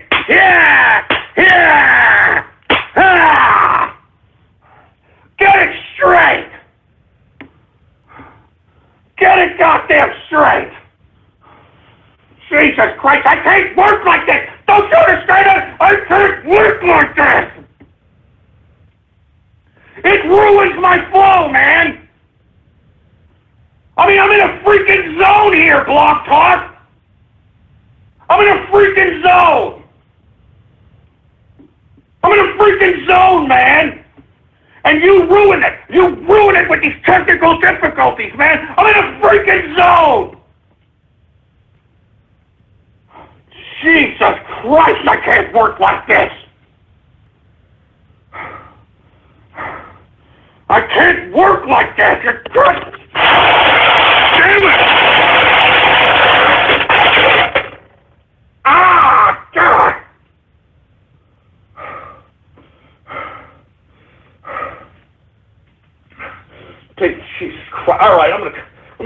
my ass down, for Christ's sake. Give me the mic!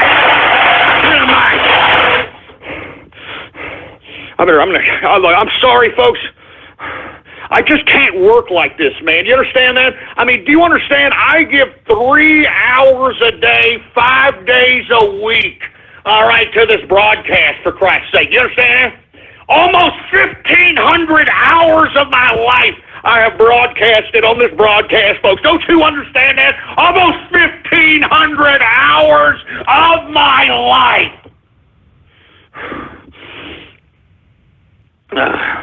All right, I'm going to calm down, folks. My apologies here, right? All right. I'm pretty sure there's a logical explanation. Blog Talk, I know. I'm sorry, but I'm just saying. I'm in a freaking zone, man. I'm in a freaking zone. All right, folks, I'm sorry, man. Let me continue on here. Look, I was about to call out the black folks in America here, and then I got rudely interrupted, all right? So let me get back to that here. Now, this goes out to the black folks. Now, once again, I know that not everybody falls under this stereotypical category of Black Lives Matter, of race hustling, of social justice warriordom, that sort of thing. But once again, a group is defined by its majority, black folks. It's much like the wild Yehudis, all right? I mean, of course, not all wild Yehudis are a la snack bar wanting to blow themselves up. But with all due respect to the wild Yehudis, there's not enough civil Yehudis to circumvent or supersede the legitimacy of the wild Yehudis that are giving the face of terrorism to the Yehudi. And it's the same thing with black folks at this point in time. All right? There are not enough black folks represented that legitimately convey black people in a mature and in an entrepreneur, in an intelligent, in a dapper sense. And let me tell you, when I saw Jim Brown and I saw Ray Lewis and I saw, I forgot who the other football player was, there in that press conference right after talking to Donald Trump, those look like dapper gentlemen, dapper men. I mean, have you taken a look at what they're trying to represent the black folk to look like on the lamestream media? I mean, you know, this effeminate male, you know, that I'm not joking. I mean, most of the males that are black or what is deemed African American on the boob tube are all homosexual. They're all effeminate. And folks, I've been trying to tell you this for a long time, that Black Lives Matter is nothing more than an LGBT front group. That's why it's being led by a bunch of homosexuals. I mean, take a look at D. Ray McKesson, for heaven's sake, man. I've been saying this time and time again. I want an age check on D. Ray McKesson, and the reason I want to know his status is because then it'll go into the mental capacity on why he's leading his own people down a path to hell. Because that's exactly what D. Ray McKesson is doing, folks, by stoking the flames of racial hatred, by encouraging black folks to burn down their own neighborhoods, burn down their own black businesses, and riot their own neighborhoods to the ground in a supposed protest against police shootings and police brutality. It is one of the most disgusting displays of ignorance that I have ever seen in my life, and I guarantee you that Malcolm X is probably spinning in his grave, can't believe that he is witnessing this from wherever he's at, because I'm telling you, he's probably like, man, I died for this. I died for this. Unfortunately, Malcolm, you did die for this, man, and you see, that's what a lot of you black folks need to start comprehending, that what is being represented as Black America on the boob tube, in the entertainment field, in Hollywood, is a product, all right? It is a product that has been manufactured by white and Jewish elitists in the entertainment field, all right? And the sooner you folks can put that through your head, the better off Black America will be. All right? Black America has been plagued with degeneracy ever since Black America became synonymous with rap/hip-hop music.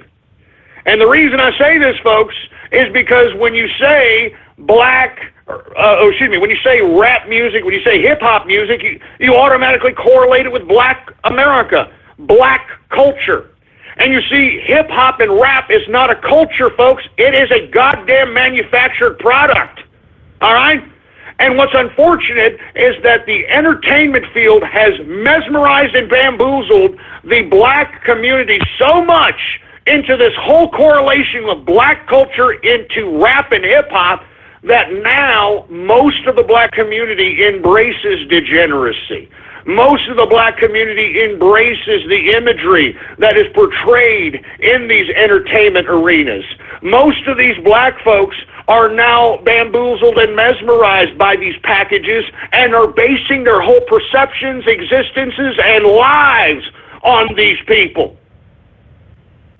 And you see, the sooner the black community highlights that, the sooner they basically expose that contradiction, the better off they'll be. Now, the reason I bring this up, folks, is because how dare the black community, all right? How dare you, all right? And this is Whitey talking to the black folk right now. How dare you ostracize and disown Jim Brown, all right? A man who actually firsthand, remember, he's 80 years old, folks. He was the first black running back in the NFL, for Christ's sake, all right? You don't think that this guy saw racism? You don't think he saw racism, you ungrateful pieces of Black Lives Matter crap? He saw racism firsthand, for Christ's sake. Why do you think the man was a lifelong black activist, for heaven's sake? And because Jim Brown makes favorable comments, positive comments, after a conversation he had with Donald Trump, he is automatically disowned by the black community is an utter tragedy. I could only imagine how Jim Brown feels right now. All a lifetime of black activism literally flushed down the proverbial toilet because he said some favorable things about Donald Trump. How dare you, black people? How dare you? I'm serious. You should all be ashamed of yourselves, all right? Listen, if you're one of these black folks that are like, hey, I didn't do it, I didn't say it, they don't represent me, well, then get vocal! Get vocal! Go out and say it on a goddamn YouTube video! Go out and say it on a blog or something! Because I'm telling you, what black folks are seeing on the mainstream media are nothing but a bunch of degenerates that are out here saying, yeah, baby, the F Trump, baby. You know what I'm saying? F Donald Trump, baby. You know what I'm saying? We gonna ride tonight, baby. We gonna ride tonight down, baby. Yeah, Black Lives Matter, baby. We gonna burn this motherfucker down, baby. I mean, that's what's being sold to you on the mainstream media as Black America, and I know that's not Black America. I know that's not Black America. But I'm telling you this right now, there's not enough legitimate black folks that are superseding the imagery that is being portrayed as black folks in this country. And it is now synonymous with hip-hop and rap music. And folks, if you listen to rap and hip-hop music, it's pure degeneracy. It's pure crap.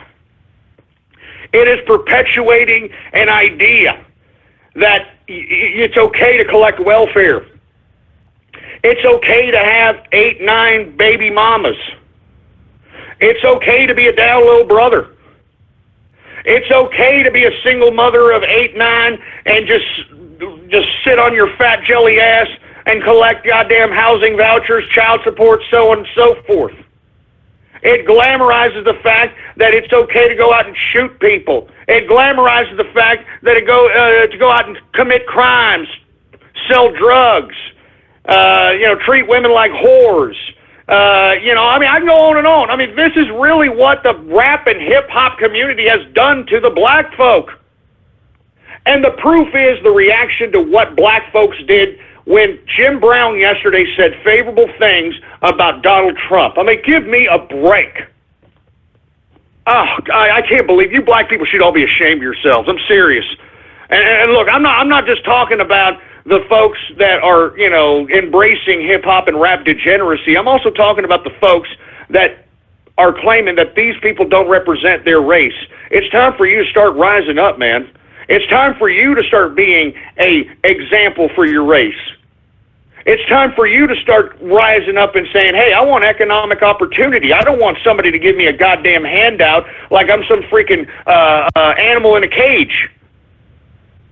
I want opportunity out here. And that's why I encourage anybody who is listening to the sound of my voice, if you are an African American, you are a black person, and you don't want these degenerates representing you in a stereotypical manner, well, then you become the new stereotype, man. You go out and convey ideas. You go out and show what black people should be: proud, having integrity, wealth generating. Not a bunch of degenerate people that embrace rap and hip hop, which is nothing more than a white Jewish creation. Wake up! Wake the hell up, for Christ's sake. Anyway, folks, look, we're running out of time here. My apologies. I mean, we got so much to talk about, man. I mean, there's just so much to talk about out here. I mean, you got black people disowning Jim Brown because he had some favorable things to say about Donald Trump.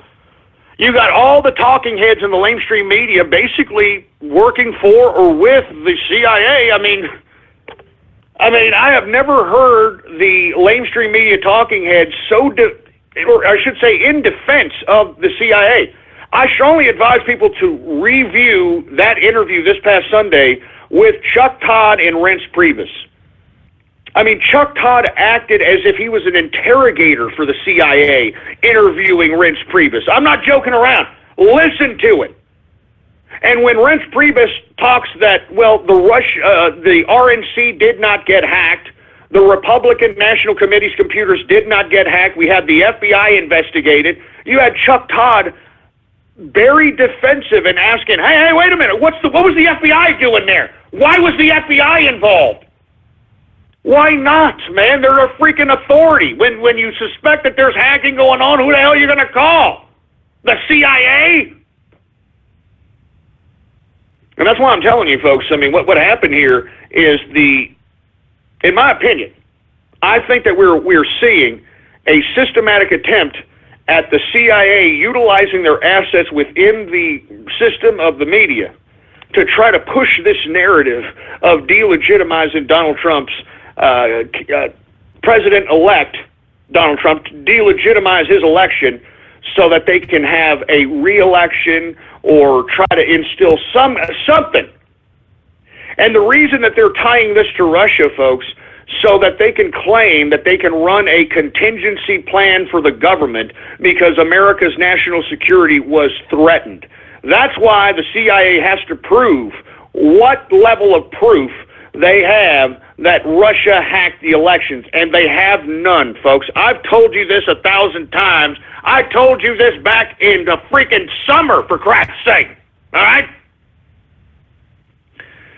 But the bottom line is that the Russians didn't have anything to do with any of these hacks, all right? The people that leaked the DNC info was Seth Rich, and I said that 2 weeks prior to it even being acknowledged by Julian Assange, all right? The people that leak all the other information relating to Podesta, relating to all the other hacks, were supplied by people within the intelligence community, folks.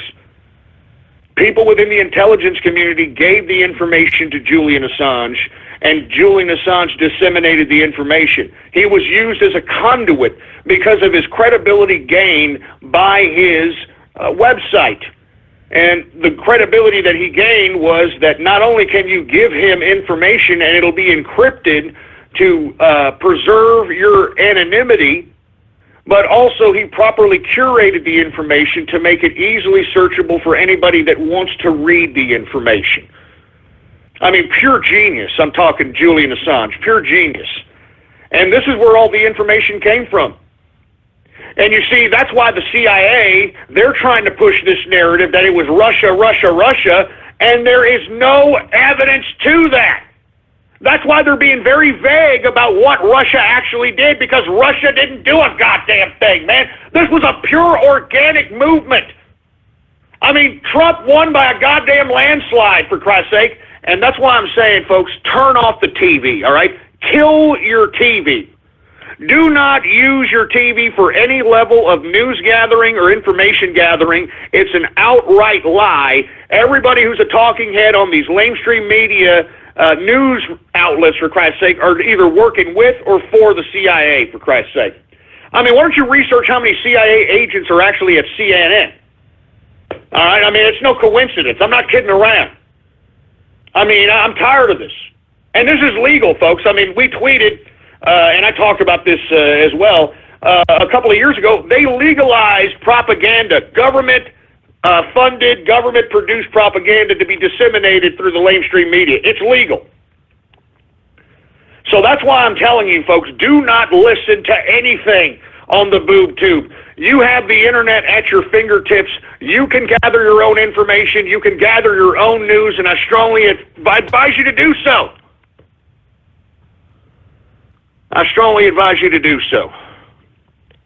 Anyway, folks, once again, CIA is highly integrated in the lamestream mainstream media. And what is fake news now, anyway? You know, these assholes in the lamestream mainstream media are pushing forth this fake news narrative, and I think they believe now that was a complete failure because all it did was underscore all the fake news they've disseminated throughout the years, throughout the campaign, throughout this whole process, and it made them look even more dumb than they already look, for heaven's sake. So that's why they are rolling with this Russian narrative, and do not believe them. Anybody who does believe it, you need to do whatever it takes to give them information so that it can calm their stupid, hyper-sensational asses down and bring them back to reality. Because we cannot allow the lamestream, mainstream media, and the CIA to shape this narrative in the average, everyday American person. We cannot allow it to do it. All right? Cannot allow it to do it. Jesus Christ, man. Anyway, folks, let's go ahead and let me continue going, folks, because, man, we're running out of time here. Did you hear China is starting to incrementally begin the economic war against the United States? It is now threatening to penalize American car companies that are doing business within the boundaries of China because, quote, they are price fixing. I mean, isn't that the pot calling the kettle black? I mean, the communist government, that's all they do is fix everything, fix prices, fix laws, fix how many children people can have. I mean, so on and so forth. I mean, do you understand what China's trying to do here? They're trying to start a subtle economic war here with America, and you want to know why? They got bad egg rolls. I hate to say it in that capacity, but they got bad egg rolls. And what I mean by that is that they are not happy that their gravy train of $550 billion going to China from American consumption, that's over now.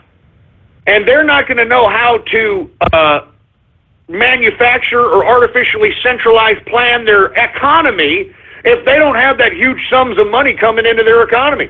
I mean, I'm telling you, the communist government of China knows that if they lose money in the deal, which they are, because I'm telling you, Trump does not want to continue to send China $550 billion American dollars in American consumption. He doesn't want to do it anymore, and China is shaking in their goddamn chopsticks because they know that they're not going to be able to centrally plan their economy around anything else. We're the largest consumer of their pissing ground goods, for heaven's sake, man. They're not going to know what the hell to do. I mean, their economy will crumble, for Christ's sake, man. I'm serious. Their economy will crumble. I mean, they're not going to have $550 billion each year go into their economy. I'm telling you, man, they're going to collapse.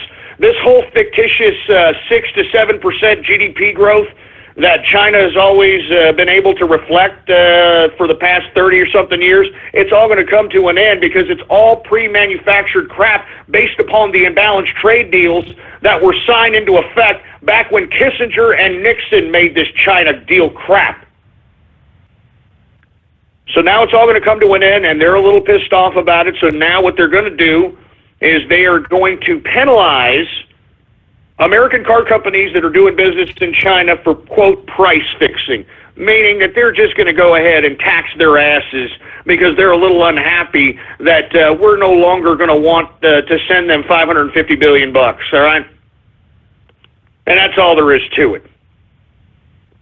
That's all there is to it, man. I mean, hey, China, you're going to have to figure out a way to fix your own economy now, all right? I mean, we're not going to continue to buy your little pissant goods anymore, right? I mean, it's over. Your gravy train is over. Now you're actually going to have to think like a capitalist, you communist piece of crap. Man, I'd like to blindfold all these communist government assholes in China with freaking dental floss. They make me sick. Jesus Christ. Anyway, we're now in the third and final hour of the True Capitalist Radio broadcast. And, of course, I am your host, the man they call Ghost.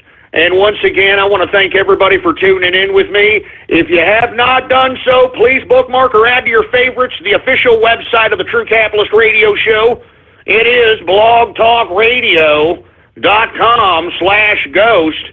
That's blogtalkradio.com/ghost. And, of course, if you have not done so, please follow me on Twitter. The Twitter name to follow is Politics Ghost. All one word, no underscores. Politics Ghost is the name to follow.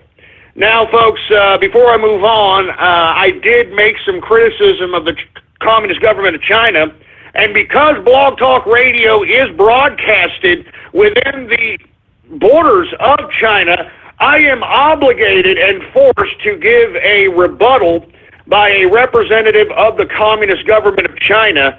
And look, I hate doing this, but I've got to do it. I mean, this is the consequence of doing business in China. So if I'm going to be critical of the country of China, I have to allow a representative of the Communist government of China to rebuke anything that I said negative to China. So, Jesus Christ. Is he on the line, engineer?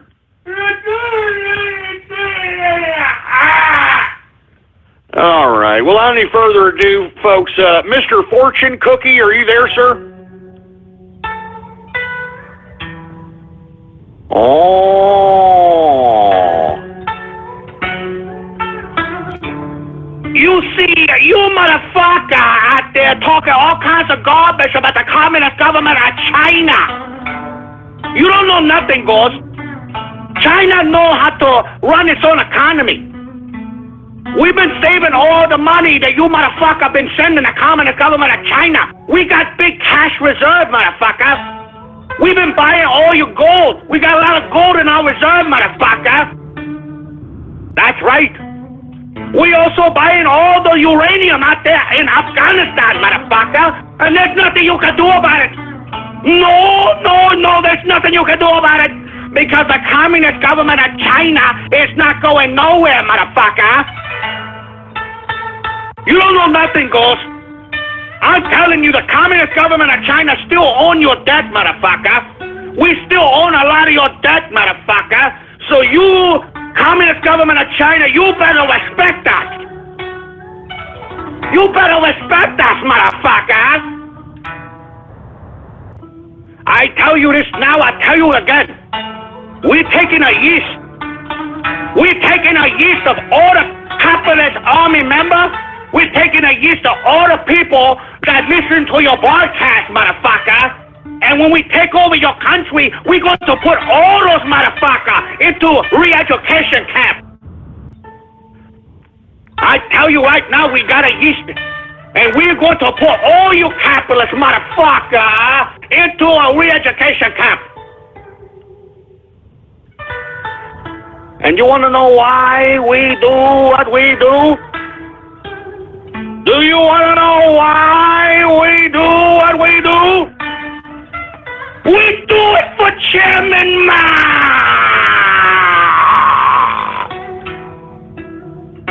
We do it for Chairman Mao.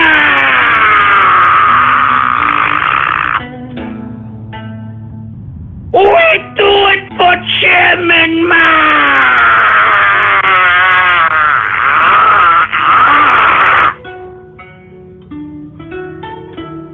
Oh no. Oh no, my stomach hurt. Oh no. Oh no. Oh, bad egg roll! Oh, no!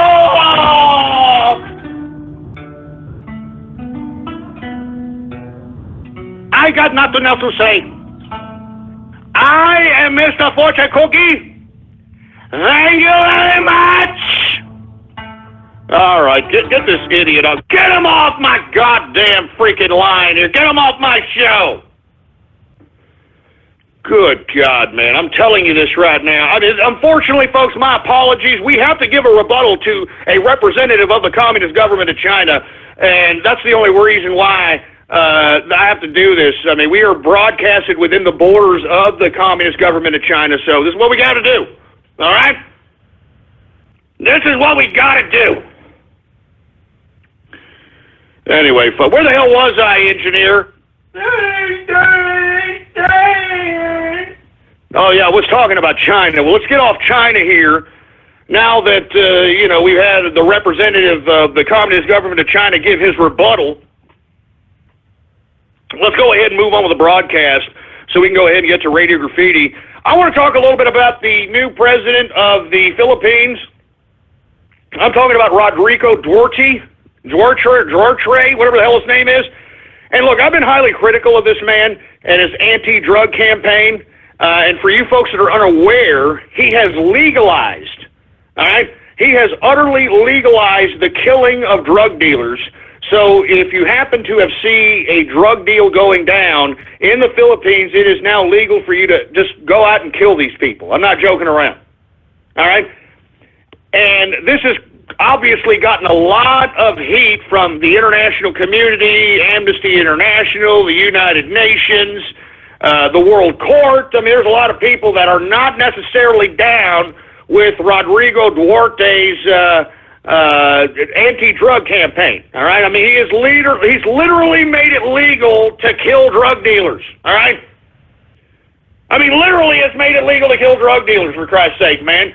3,000 people has already been left dead in his short tenure as president. Now, I was highly critical of his anti-drug campaign, and I thought that it was very inhumane. I thought it was very, very irresponsible of a leader to just go ahead and just make it legal to kill people.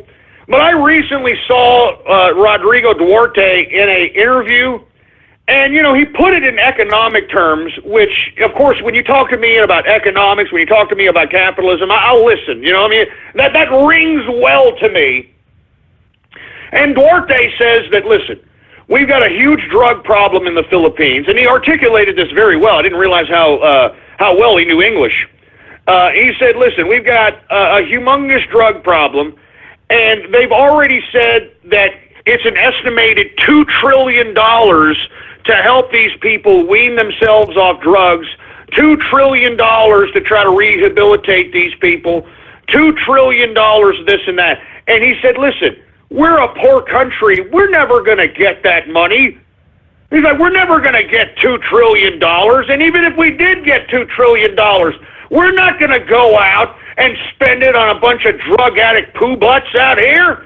I mean, why even? And then listen, I thought it was very well articulated. I'm sorry. I mean, it's a newfound respect. I know I've been very critical of Duarte, but man, when you put it in that sense that, it's going to take $2 trillion to remedy the horrific drug problem that's happening in the Philippines, and it's a very poor country, folks. I mean, the Philippines is a very poor country. They will never see $2 trillion, and if they did, they would want to build their infrastructure. They want to build their cities.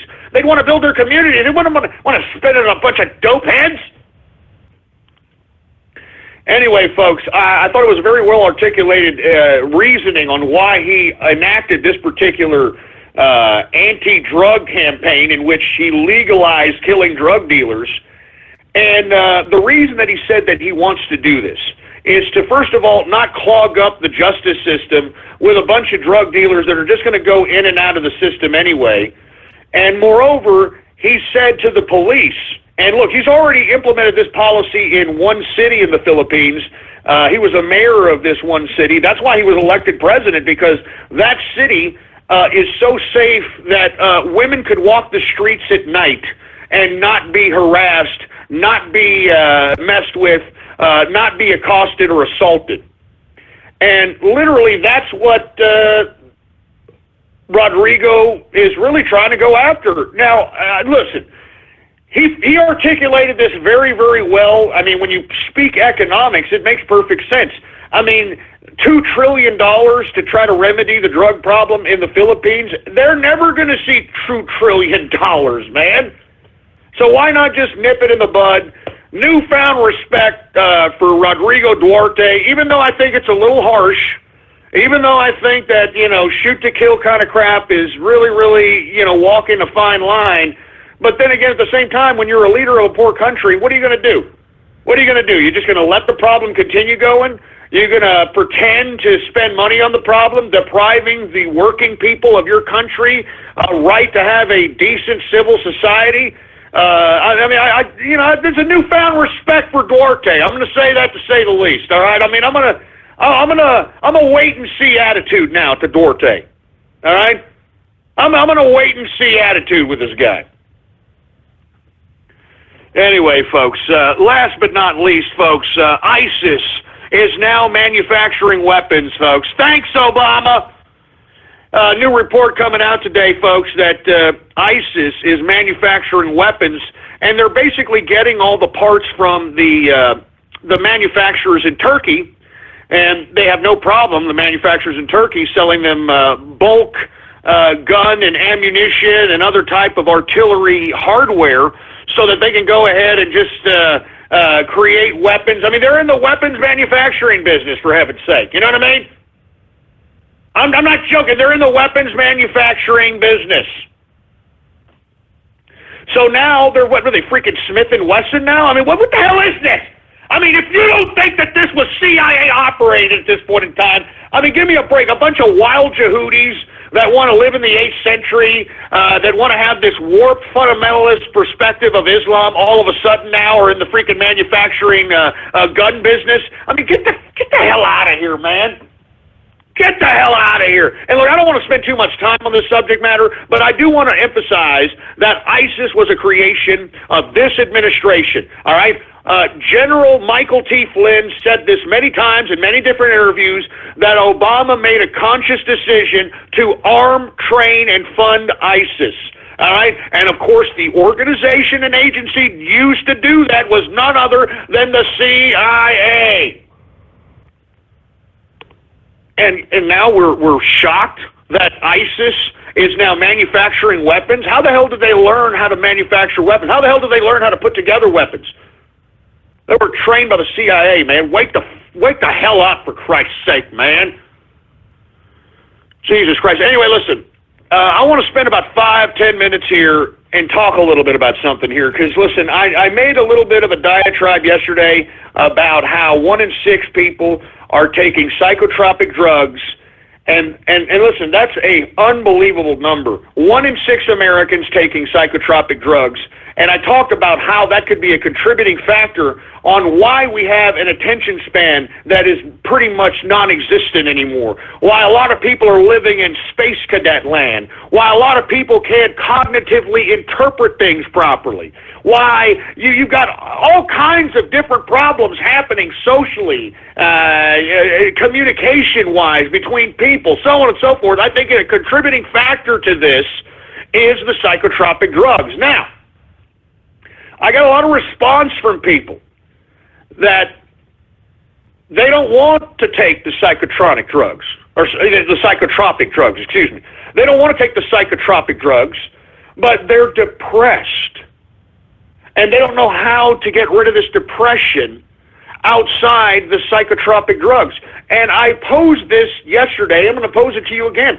Don't you think it's the psychotropic drugs themselves that are reprogramming your head on a cellular basis to have you have these weird thoughts about depression and suicide and how you're nothing and how you're nobody and this and that? I mean, I talked about a supposed antidepressant pill that's supposed to get rid of your depression, but you may be a compulsive gambler after it. I mean, are you kidding me?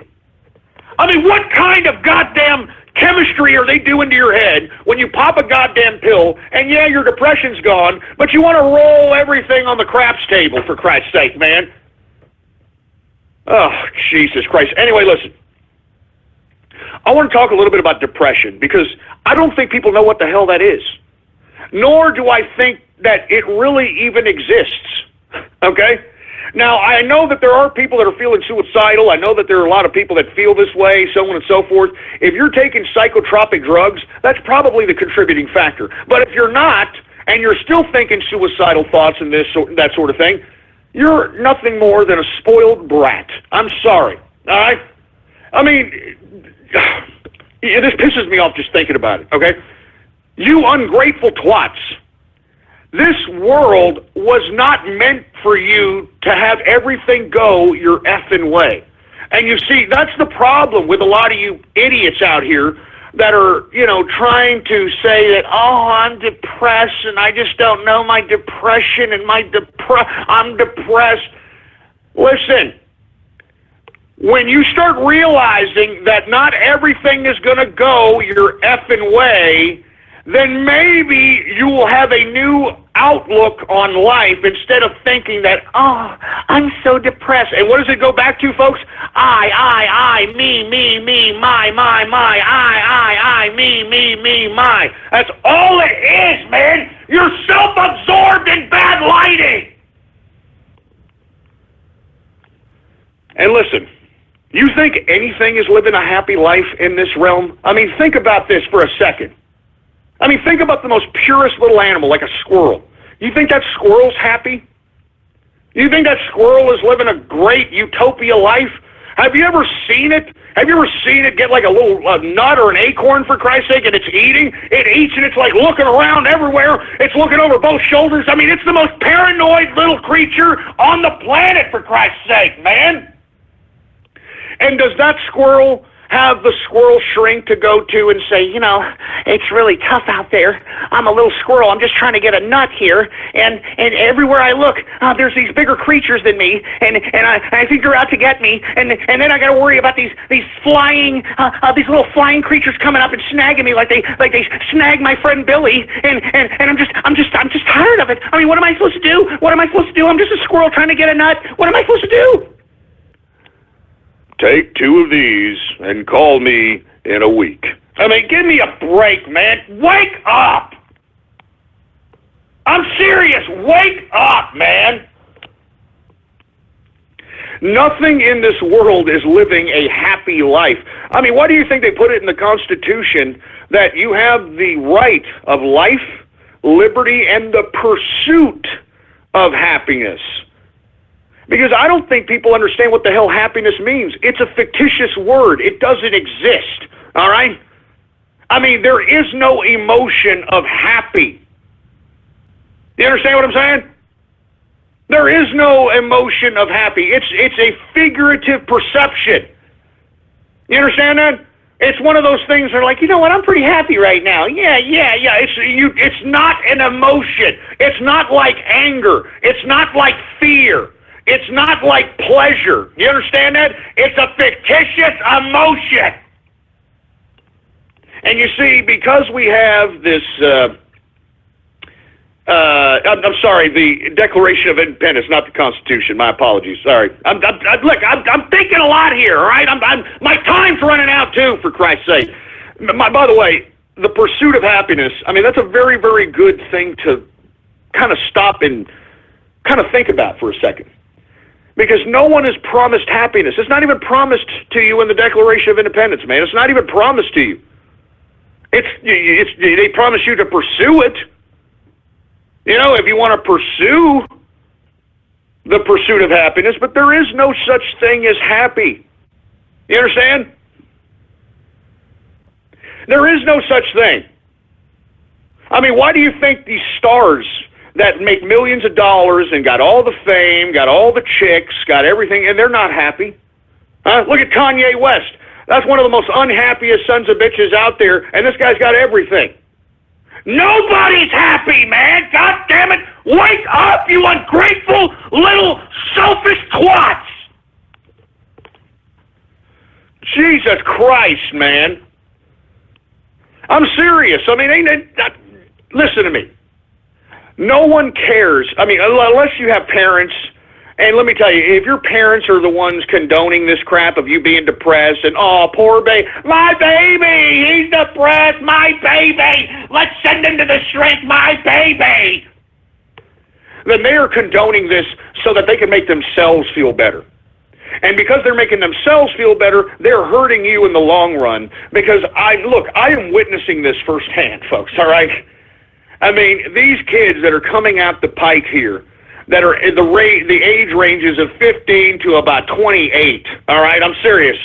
I mean, these kids all believe that everything's supposed to go their way, and if it doesn't, that they're depressed. If it doesn't, then the world's over. If it doesn't, I'm going to kill myself. If it doesn't, I can't live anymore, and I'm going to have a meltdown, and I'm depressed, and me, my, I. Give me a break! I'm sorry, I'm sick of this crap. I'm sick of this whole depression nonsense. Hey, listen, I'm not trying to say that things like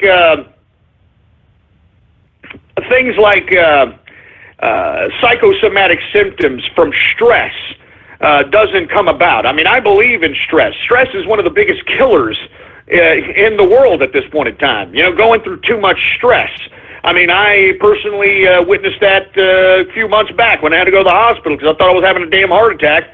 Lo and behold, all I am is having anxiety. It's stress. I'm not depressed, though. And I know people are tweeting at me, oh, but Ghost, you always say, oh, but I'm depressed. Hey, it's a freaking word, ass crack, all right? I'm not out here popping Prozac pills or popping any kind of freaking psychotropic drug because I'm not happy. I'm depressed. I mean, let me tell you something. If you're depressed, then you need to look at yourself in the mirror and understand what the hell is wrong with me, all right? And then you need to talk to yourself and you need to ask yourself, what do you want? What is it that you truly want in your life? What is it that you truly want in your life? And then once you figure that out, then do something to do it. Do something to make it happen. Do something to conjure it up into reality, for Christ's sake, man. I mean, I'm sorry. I'm tired of this depression nonsense. Oh, I'm depressed. I'm just so depressed. I mean, unless you went through some tragic incident and, you know, you saw your family get murdered or, you know, something weird like that, then, okay, I understand. You may be a little depressed, okay? I get it. But, folks, the reason most people think they're depressed is because things aren't going their effing way. And that's all there is to it. Things are not going their effing way. And notice how depression doesn't really seem to be prevalent or any of these other psychotic episodes, with the exception of psychosis and other brain damage type of psychological ailments. You don't see these types of things in third world countries. You want to know why? They're too busy trying to eat. They're too busy trying to clothe themselves. They're too busy trying to survive. They don't get enough time to be like, I'm depressed. I'm depressed. Jesus Christ, I'm depressed. Why don't you do something? Why don't you become a capitalist and make yourself not depressed, you sorry sack of crap? Huh? Why don't you go out there and work your ass off? If you have no goddamn creativity or innovation, why don't you go work your ass off, and then when your time off, why don't you go buy yourself some happiness, you stupid sack of crap, and stop being such a lazy prick? I'm serious. I'm not joking around. I mean, why don't you do something to make yourself happy instead of, oh, me, my, I. Nothing happens to me. Nothing happens to me. And what have I told you, stupid morons? If you believe that you're going to go through life thinking things are going to happen to you, you are setting yourself up for habitual lifetime disappointment. Because the difference between capitalists and the difference between those that aren't are capitalists make things happen. Do you understand that? Capitalists go out and make things happen. We don't wait for things to happen to us. We go out and we make things happen. We make things happen.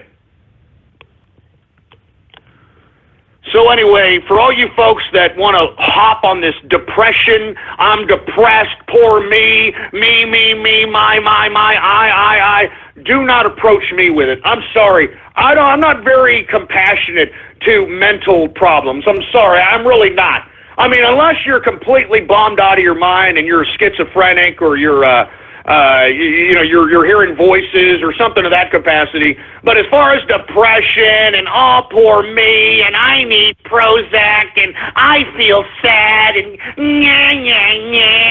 shove it up your depressed ass, all right?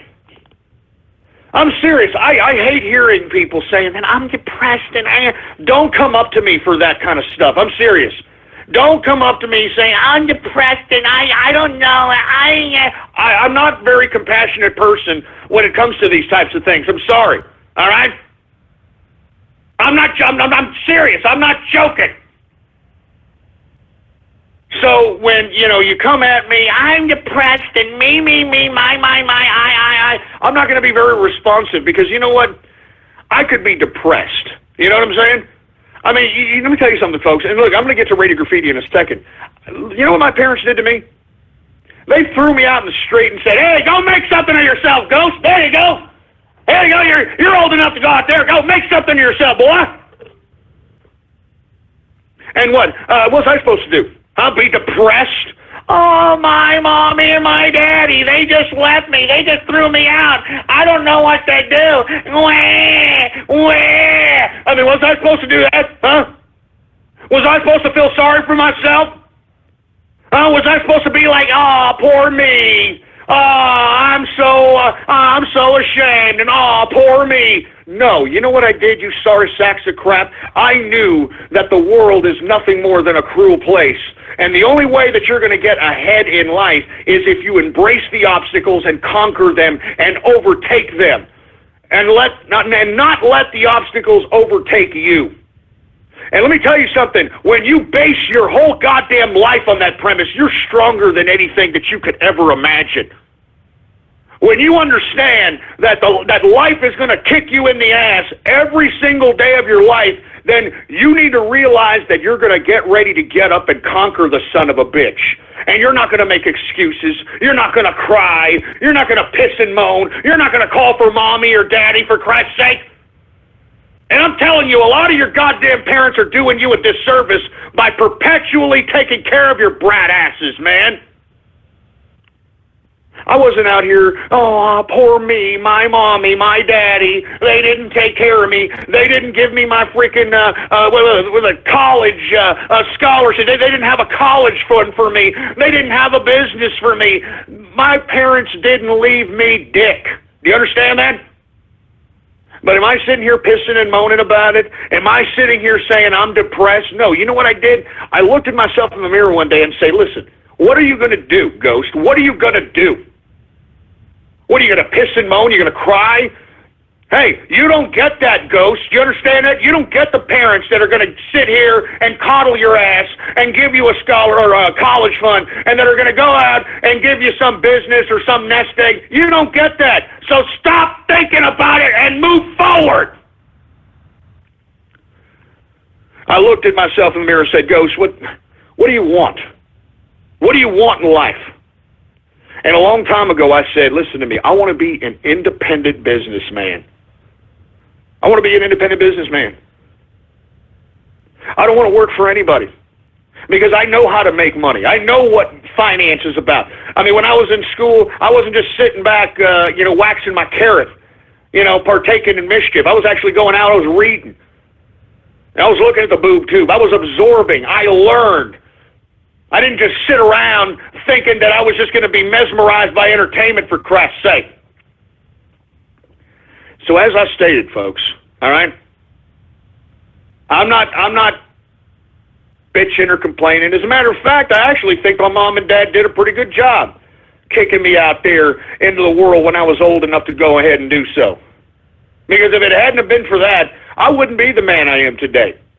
If my mom and dad would have just coddled my ass and said, "Oh, Ghost, are you okay? You want us to get you some college money for it? Here you go. Oh, you're out of college now? You can't get yourself a job? Well, come on over here, Ghost. We'll go ahead and put you on the damn couch over here. You can stay with us as long as you want." "Oh, Ghost, what's wrong? You can't feed yourself? Don't worry. You can go ahead and feed yourself out of my..." I mean, are you kidding me? I would be a piece of trash right now if my mom and my dad treated me like most of your parents are treating you.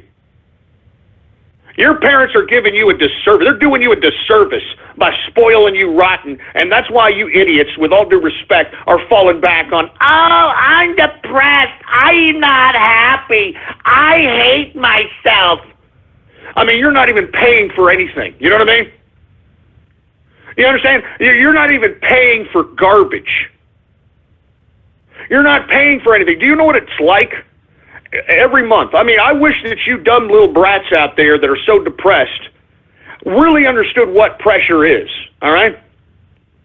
I mean, I've been in pressure points, folks, many years back, of course. But I've been in pressure in my life where I literally had, I was minus $200 or $300 so that I could pay rent or I could eat or I could sustain myself. And you know what I did? Instead of just, "Oh, I don't know what I'm going to do. I don't know what I'm going to do. I don't know how I'm going to do that."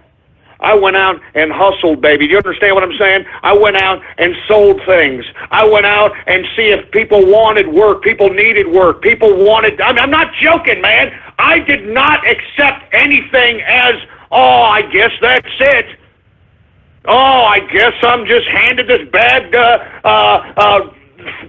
path of bad luck, and I'm just going to accept it." I don't accept it. You understand that? I don't accept bad luck. I don't accept what life throws at me, for Christ's sake. Anyway, folks, look, I'm sorry for going off keister here, but the bottom line is this, listen to me. There ain't no such thing as depression. You're just a spoiled brat, all right? You're just a spoiled effing brat, and to be honest with you, what you folks really need is a good humble pie of ass kicking, you know, because your mom and dad coddled you stupid little brats for a long time, and you just need a good ass kicking. You need a reality check into humble humility.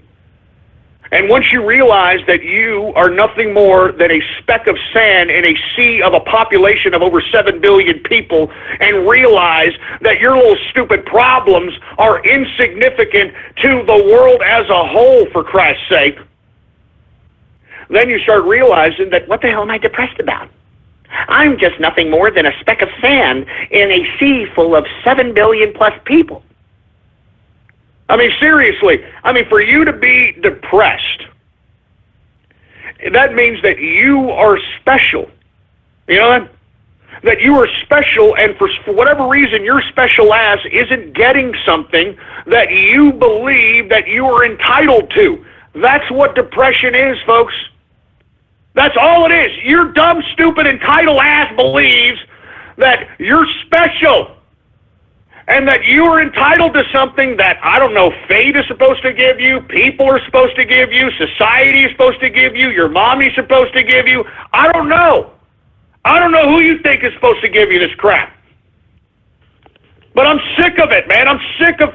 listen to me, I'm sorry. Look, I know I'm going off keister here. I'm just really sick of hearing these kids and these young people saying, "I'm depressed." I'm not a very compassionate person when it comes to that, folks. I'm not. Hey, I expect the world to screw me. And when you go into life, confronting life in that perspective, then you don't have anything to worry about. If you expect the world to screw you, then that means that you have to be prepared to screw the world and fight back. Not just sit there and take it like some stupid, obnoxious little crybaby that expects that somebody's supposed to coddle your ass and pamper your ass and expect them to be like, "Oh, you want me to give you all the answers? Oh, here it is." That's not how life is, you ungrateful pricks. Anyway, folks, look, that's about it for me. Let me go ahead and get to everybody's favorite part of the broadcast, and I'm talking about Radio Graffiti. That's right, folks. Radio Graffiti, the part of the broadcast where the spectators become a part of the spectacle. All you've got to do is give me a call right now at 563-999-3791. And when I call on your area code, you got exactly 3 to 4 seconds to say whatever it is that's on your mind. That's why we call this Radio Graffiti. And look, my apologies, folks, for going overtime on talking about depression and talking about psychotropic drugs. But I feel it's a very important issue, and I think that there's a lot of people out there that think they're depressed. With all due respect, you're just a spoiled brat. All right, you're just a spoiled little brat that thinks you're special, but you're not effing special, all right? I'm not effing special. And if anybody thinks I'm effing special, it's because of the content of my character, not because I think I think I'm special. Do you get that? The only thing that makes you special is if you offer someone else something that they can't get elsewhere. That's what makes you special. All right? Jesus Christ, man. Anyway, let's go ahead and get to everybody's favorite part of the broadcast, and that's Radio Graffiti. And before I get to Radio Graffiti, once again, folks, we've got the Christmas card and the Bonafide Capitalist Ghost autograph for sale right now. Type in your web browser, ghost.market. That's ghost.market. Type that in your web browser, and both these products are going to be gone by Friday. So get them while you can, folks. Once again, both of these are going to be in envelopes, personalized envelopes, folks, so they're going to get to you. Moreover, folks, they're going to be numbered, all right? Well, at least the Bonafide Capitalist is going to be numbered. The Christmas card isn't, all right? I mean, it's just a general Christmas card. That's why it's like $6, no free shipping. And it's going to have a picture of yours truly, Mrs. Ghost, the engineer, and Templeton. We're actually going to have the Christmas party tomorrow, and we're all going to take the picture. And then once we take the picture, we're going to pull down the products on Friday, and that'll be it for that. Anyway, do we got any freaking Radio Graffiti calls, engineer? Well, all right. Well, let's go ahead and get to some Radio Graffiti right now. All right, who do we got here? How about Anonymous, Radio Graffiti? It's about time for everybody's favorite part of the broadcast, and I'm talking about Comet Pizza. All right, who do we got here?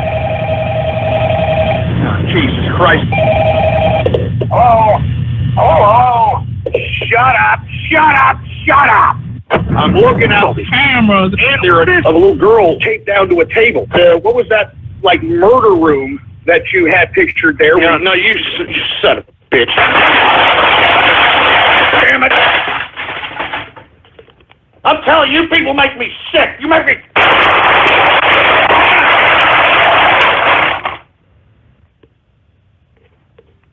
That's not funny, man. I'm telling you, man, anybody who finds any kind of goddamn humor in pedophilia should be death sentence. That's all I'm saying, all right? That's all I'm saying. Give me the mic. I'm not joking. Anybody who makes fun of pedophilia, death sentence. I'm not joking around, man. I'm not kidding.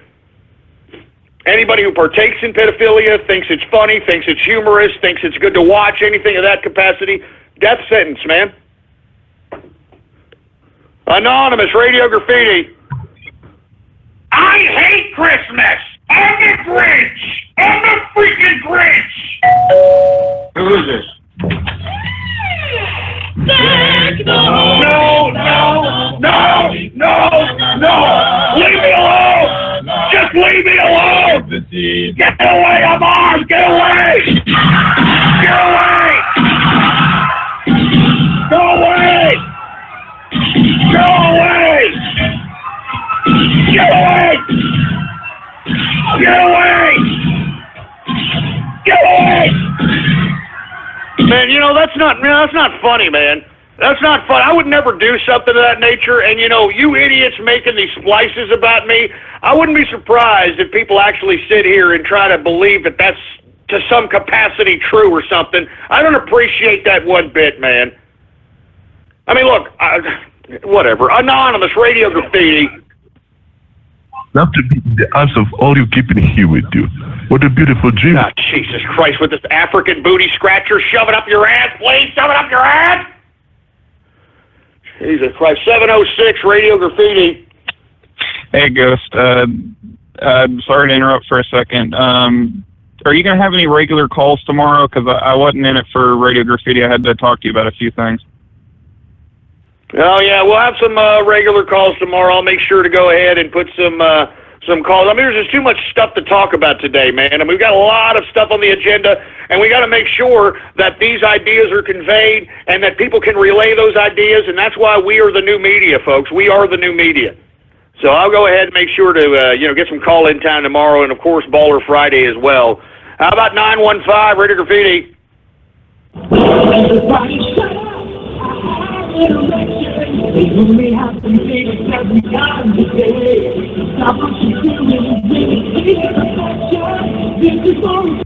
What kind of a fruity-ass song was that? Anonymous Radio Graffiti. Prankster Pinkie Pie Radio Graffiti. Hey, wait, you don't know what a dating simulation game is? Please. Dating simulation games are basically these games where you try to fucking date anime characters, sometimes normal characters, and sometimes you try to date fucking animals. Straight up fucking animals, dude. What a savage. I think it's not like straight animals. I think most of the time it's like half animal, half human. It's like the first. Yeah, that's just great. All right, that's just great, you sick son of a bitch. All right. But this is America, you know? This is America. Thanks, feminism, for turning our goddamn males into a bunch of fruit bowls that are considering, multi-species at this point in time. Thanks a lot. 443 Radio Graffiti. Amen, capitalist radio. Fuck it, graffiti! I'm on a world rage snake in the minefield. And then like, boom, boom, but it starts shooting his body parts with something under me. Yeah, you know what? We can't even understand that with that stupid Obama phone, for heaven's sake. Anonymous Radio Graffiti. Oh, my God, it's been too long. How are you, man? Hey, what's going on, man? It's about time we finally get to you, man. I'm telling you. I'm sorry. I try to go through Anonymouses to try to get to you. How you doing, Distillin'? Yeah, good, man, good. Just wanted to talk about the weather out here, man. We've had fires and all sorts of shit, but we've finally got some rain today, man. I think the firefighters have finally got some reprieve. That's right. You're actually witnessing your summers out there, and from what I understand, I have a lot of folks that listen to the broadcast in Australia. It's gotten ridiculously hot. Well, in my neck of the woods, it's been 43 degrees, which in your sort of terms is 110 Fahrenheit. So it's been ridiculous. 110 Fahrenheit, man. That's good God. You could probably cook an egg out there. Yeah, we actually had one bloke do that on the back of his truck. But, yeah, keep up the show, man. I am listening, although I am trying to work at the same time. So, yeah, look after yourself, bud, and I hope all's well. Hey, everything is well. Hope as well for you, man. I know that you're a hustler out there in Australia. You got 2 jobs. You're kicking ass and making lots of money. Cheers to you, man. I hope that you're doing well as well. How about Anonymous Radio Graffiti? Let's get right into the news. I don't even care. I can tell what's going on. I have no idea what the hell that was supposed to be, for Christ's sake. I mean, what in the hell is that supposed to be, really? Jesus Christ. How about 808 Radio Graffiti? Yo, Ghost, Cooney Capitalist here, man. Hey, what's going on, Kahuna, man? How you been? I'm doing fine, man. I actually do got a story to correlate with your whole depression thing that's been going on around here. All right, go ahead. What's going on? No, I sent you the message about one bloke a while back when I was working at that one job with the bulldozing and all that shit. Okay. Yeah. The boss man hired him, and he came to the job, all right? Little guy came to the job. Right off the bat wearing this pink shirt. And, that one rang red flags for me, but, I was like, whatever. The guy, No, wait a minute, hold on. A guy comes onto, like, a construction site to work there with a pink shirt? Pink shirt. Oh, my God. So what happened? Oh, it gets worse.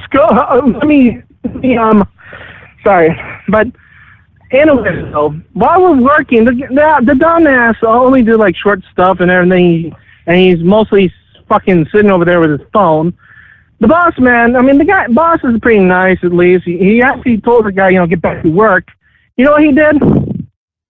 He went back in the construction area and starts to cry. No way. Are you kidding me? Yeah. And then right in the day after, he actually called the boss asking if he can get the money already because his Xbox broke and he couldn't get to work at that time. So, oh, my God. Give me a break. Hey, you know what? Thank you very much for that story, Kahuna. But, hey, that just underscores the fruit bowl America that we're living in, the absolute pussification. The absolute utter pussification of the American male that I've been saying was being implemented, that is implemented. Now we've got guys that are being hired for construction, going to construction jobs with freaking pink shirts on. That's just great. That's just great. How about Anonymous Radio Graffiti? Mozzarella and anchovy. I like pizza with salami, eggs and cheese and oregano. I like pizza with tomato. I like pizza. I like pizza, pepperoni, mozzarella and anchovy. You know what? But where do y'all find this sick crap? Where do y'all find this sick garbage, man? Good God. Anonymous Radio Graffiti. This is a recording of a young Muslim child now going by the name of Ghost Lur, right before his life was taken away from him by U.S. military soldier Captain Howdy. Snagging me like they snagged my friend Billy, and I'm just tired of it. I mean, what am I supposed to do? What am I supposed to do? I'm just a squirrel.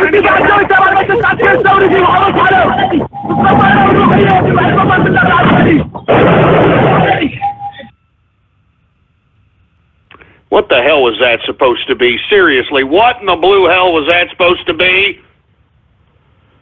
727 Radio Graffiti. Hey, Ghost, this is Flutter Guy. Listen, I don't want to sound rude or anything, but lately you've been very hard to masturbate to. Yeah, you know what? Who really gives a crap? I hope that you freaking get injected with cancer of the prick, all right? 72... Oh, no, you don't even have your hand up, for Christ's sake. Hold on just a second.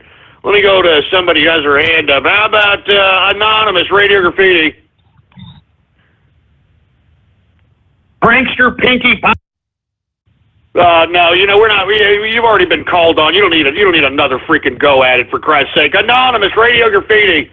You blink from a slumber to the sound of a blood-curdling scream. You open your eyes. Damn it! Shove that stupid, dumb idiot recording up your African booty-scratching ass. Good God. 435 Radio Graffiti. Yo, murder fiend. Well, I found this douchebag named Ghost on the internet. All right, old sucker, I'm on here. Just leave me alone.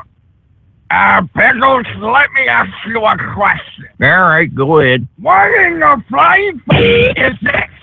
Oh, yeah, that's going to everybody's favorite part of the broadcast, quote unquote. Every time I hear him go off top, it makes me want to puke. And don't get me started on serious facts either. Oh. Yeah, you know what? I don't really give a crap, all right? You know what? You take what I give you and like it, all right? You take what I broadcast and like it. Nobody asked for your goddamn opinion, boy. 954 Radio Graffiti. Hey, Ghost, I just wanted to let you and everyone know that I will soon be selling SurgeRadio.org merch on SurgeRadio.org. Yeah, okay, we get it. DDoS that. We got it. How about 732 Radio Graffiti? What's going on, Ghost? I was wondering if you heard about the new federal regulation of CBD oil, which is a derivative of cannabis, and they're trying to make it illegal. Schedule 1, just like heroin. Well, that's pretty ridiculous because from what I understand, cannabis oil is possibly the cure, or if not the cure, at least a supplemental medicinal type of supplement for cancer and AIDS patients. So, you know, I mean, I personally witnessed people who have consumed cannabis oil literally go from, you know, in the deathbed in the hospital to actually taking down and keeping down food and that sort of thing. So, you know, I think it's a shame if that's true. I'm not really sure about that particular law. So, I mean, hopefully it isn't, but, you know, it doesn't surprise me one bit, for Christ's sake. The pharmaceuticals want to keep their dominance, and that's just what they do. How about 352 Radio Graffiti? In our town, we don't masturbate. Oh, hell, I'm getting the hell out of here. Fuck it, commies. Oh, Jesus Christ, for Christ's sake. Anonymous Radio Graffiti.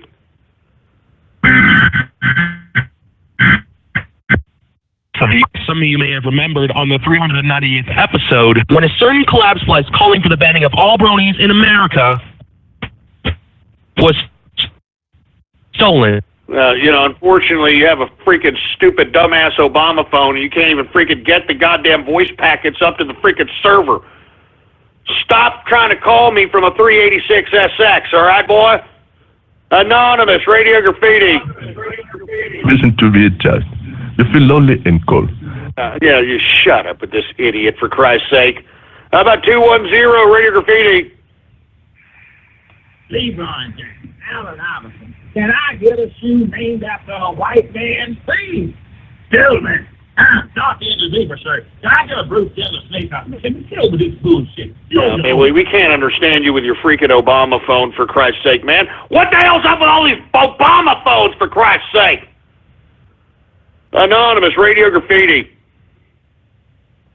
I'm totally gay for America. I'm totally gay for the U.S. of A. From the east to the west, from the north to the south, I'd gladly bend down and take Florida in my mouth. I'd come kiss Mount Rushmore and drop my pants to my waist, then take the Washington Monument all the way to its base. Oh, man, are you kidding me? Who wrote that crap?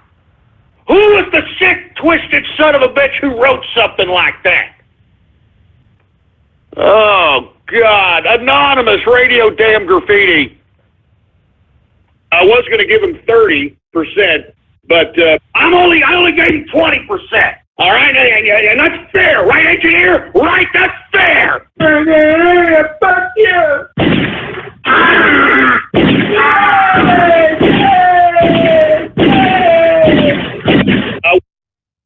You son of a bitch. Shut up, all right? Just shut up. Good God, man. Look, I think we got Trump and Capitalist on here. He wants to say something. Trump, and you there? Hey, Ghost. How you doing this evening? What's going on, man? What you got to say? I wanted to talk about your stance on depression and everything. Now, first and foremost, I mean, you're somewhat right about, you know, people being, you know, depressed because they don't get what they want. But there are some of us, like myself, who have experienced a lot of hardships over the course of my life, and I really wanted to say my stance on it, if I could. Okay, hold on just 1 second. Before you do, how old are you? I'm 18. You're 18 years old, so you've barely lived any kind of life whatsoever, and the life that you have lived, you don't even know what real problems are, with all due respect, unless, you know, you maybe have been, violated when you were a child, or you were physically abused, and even if that's the case, the second one is true. The second one you just said is true. Well, listen, you cannot use that as a crutch, as a means and a reason why you are not progressing in your life. I mean, listen, Dave Thomas, the founder of Wendy's, was dumped off in an orphanage. All right, he was bounced around orphanages and beat up. I mean, you can only imagine what he went through, and was adopted by a foster family when he was a teenager, and that foster family ran a small diner. And it was his ambition from watching and gaining a trade from working in this diner that spawned him to be Dave Thomas, the guy that not only helped Colonel Sanders create KFC, but the man who also created Wendy's. All right? I mean, listen, Trumpin, I understand what you're saying, that, hey, look, poor me, I got abused, I got this, I got that. Everybody has a sad story, man. Everybody has a sad story, and there's always one even more tougher than yours. And with all due respect, you're only 18 years old. So that means you've got a whole life ahead of you to be able to recoup any kind of lost childhood, any abuse that you've taken, that sort of thing. I mean, 18 is nothing. You can't even buy alcohol yet. So, I mean, for you to suggest that, no, listen to me, for you to suggest that, you know, you've had such a hard life and it's bad and I'm depressed, I mean, I just think that's a fallacy, with all due respect, Trumpin, because you're only 18 years old. You haven't even experienced life. You want to know what real pressure is, Trumpin? Real pressure is when your bill is $200 and you only got $100 in your pocket. That's true pressure, all right? That's when, you know, you could say, oh, Jesus, I'm depressed. I can't pay my bills. I can't feed my family. My wife doesn't like me because I lost my job, that sort of thing. So, you know, you choose the path that you want to choose. And in my personal opinion, from you trying to defend your perspective of depression, it sounds to me that there's probably people condoning you on your side that are enabling you to believe this. Am I wrong? No, you're definitely not wrong. I mean, but I just wanted to talk about why exactly I'm one of those people that are not a spoiled brat, like you said. Like you said, most people who are depressed are spoiled brats because of their. Okay. Let me ask you a question. Let me ask you a question. You got a computer? Yes. Do you have gaming systems? I don't have gaming systems. My PC is my gaming system. Okay, well, you're a PC gamer, okay. So that means you've got a comparable PC to be able to handle the graphics necessary to be able to play games, am I correct? Definitely. Okay, so I'm trying to figure out how you're not a spoiled brat, with all due respect. Did you pay for that? I put some money into it, yes. Yeah, some money. I mean, that's what I'm saying, Trump. I mean, come on, man. I mean, you know, you got to keep things into perspective. I'm not trying to badger you. But you got to keep things into perspective. I mean, there's kids out here that don't even have a pot to piss in or a window to throw it out of. I mean, let me tell you what I do during Christmas Day, and I know this is a shock to folks. I actually go and try to help orphanages, you know, during the Christmas time to be able to pass out small gifts to these kids. And these kids are the ones that have the problem. They have no parents that want them. Their parents hate them. They're being thrown around into orphanages, and yet when you give them something as simple as a very, very minuscule toy, these kids, their faces light up. Happiness is truly in their eyes. And with all due respect, Trump, and man, you're able to be on the internet. You've got a connection. You game. You know, you're living with somebody who loves you that allows you to stay with them. I don't understand where, you know, the abuse and the bad time in life and what you're trying to justify as a means of your depression. I don't see it, man. Well, I wanted to explain that. And I know we don't have a lot of time left, but I just wanted to briefly touch it. I mean, when I'm at work or when I'm at school, I mean, I am constantly intimidated. I am constantly bullied for whatever reason, whether it be religion, whether it be my political views, whether it be how I work or my weight. And honestly, you know, it's been going on for years. It's been going on for years. I mean, I've had coworkers. Trumpet, everybody goes through that, man. Everybody gets bullied. I mean, that's life. Life is about people throwing dominance on other people. I mean, that's just the sociality of politics, of being social. I mean, you know, what you need to do is try to figure out what it is within inside of you to make yourself a more comparable person in such scenarios, instead of trying to, with all due respect, give yourself excuse that you're timid and you're scared and that sort of thing. I mean, you need to figure out what it takes necessary for you to be able to gain some respect in crowds that don't give you the proper respect necessary that obviously is affecting you. But no one's going to be able to change what people view as you besides you, man. And the only way to do that is to, first of all, brush your shoulders off with depression, look at yourself in the mirror, and figure out what kind of a person you want to be, sir. I know that depression is a very loose term. It's thrown around a lot. But I know your depression, your term of depression and my terms of depression are completely different. But yeah, okay, listen, I'm sorry, Trump, and I don't have much time, as you stated, but I don't believe the depression. All right, I don't believe that, especially someone like you that's gotten accorded a family, friends, you.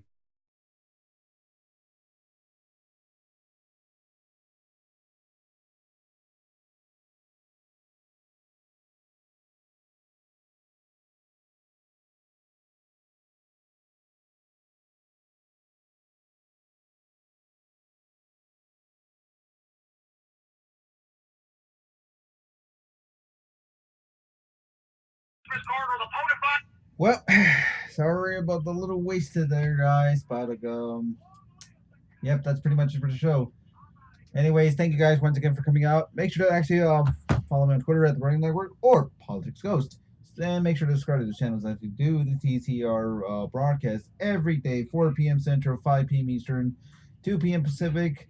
If you live outside the United States, make sure to convert your time zone for 4 p.m. Central Time. Anyways, that's pretty much it for the stream and everything. Shout out to everyone who came in the server room. I'm starting another live stream right now. Make sure when it comes to the next one, just go to my Twitter account now. All right. Later, guys. Thank you.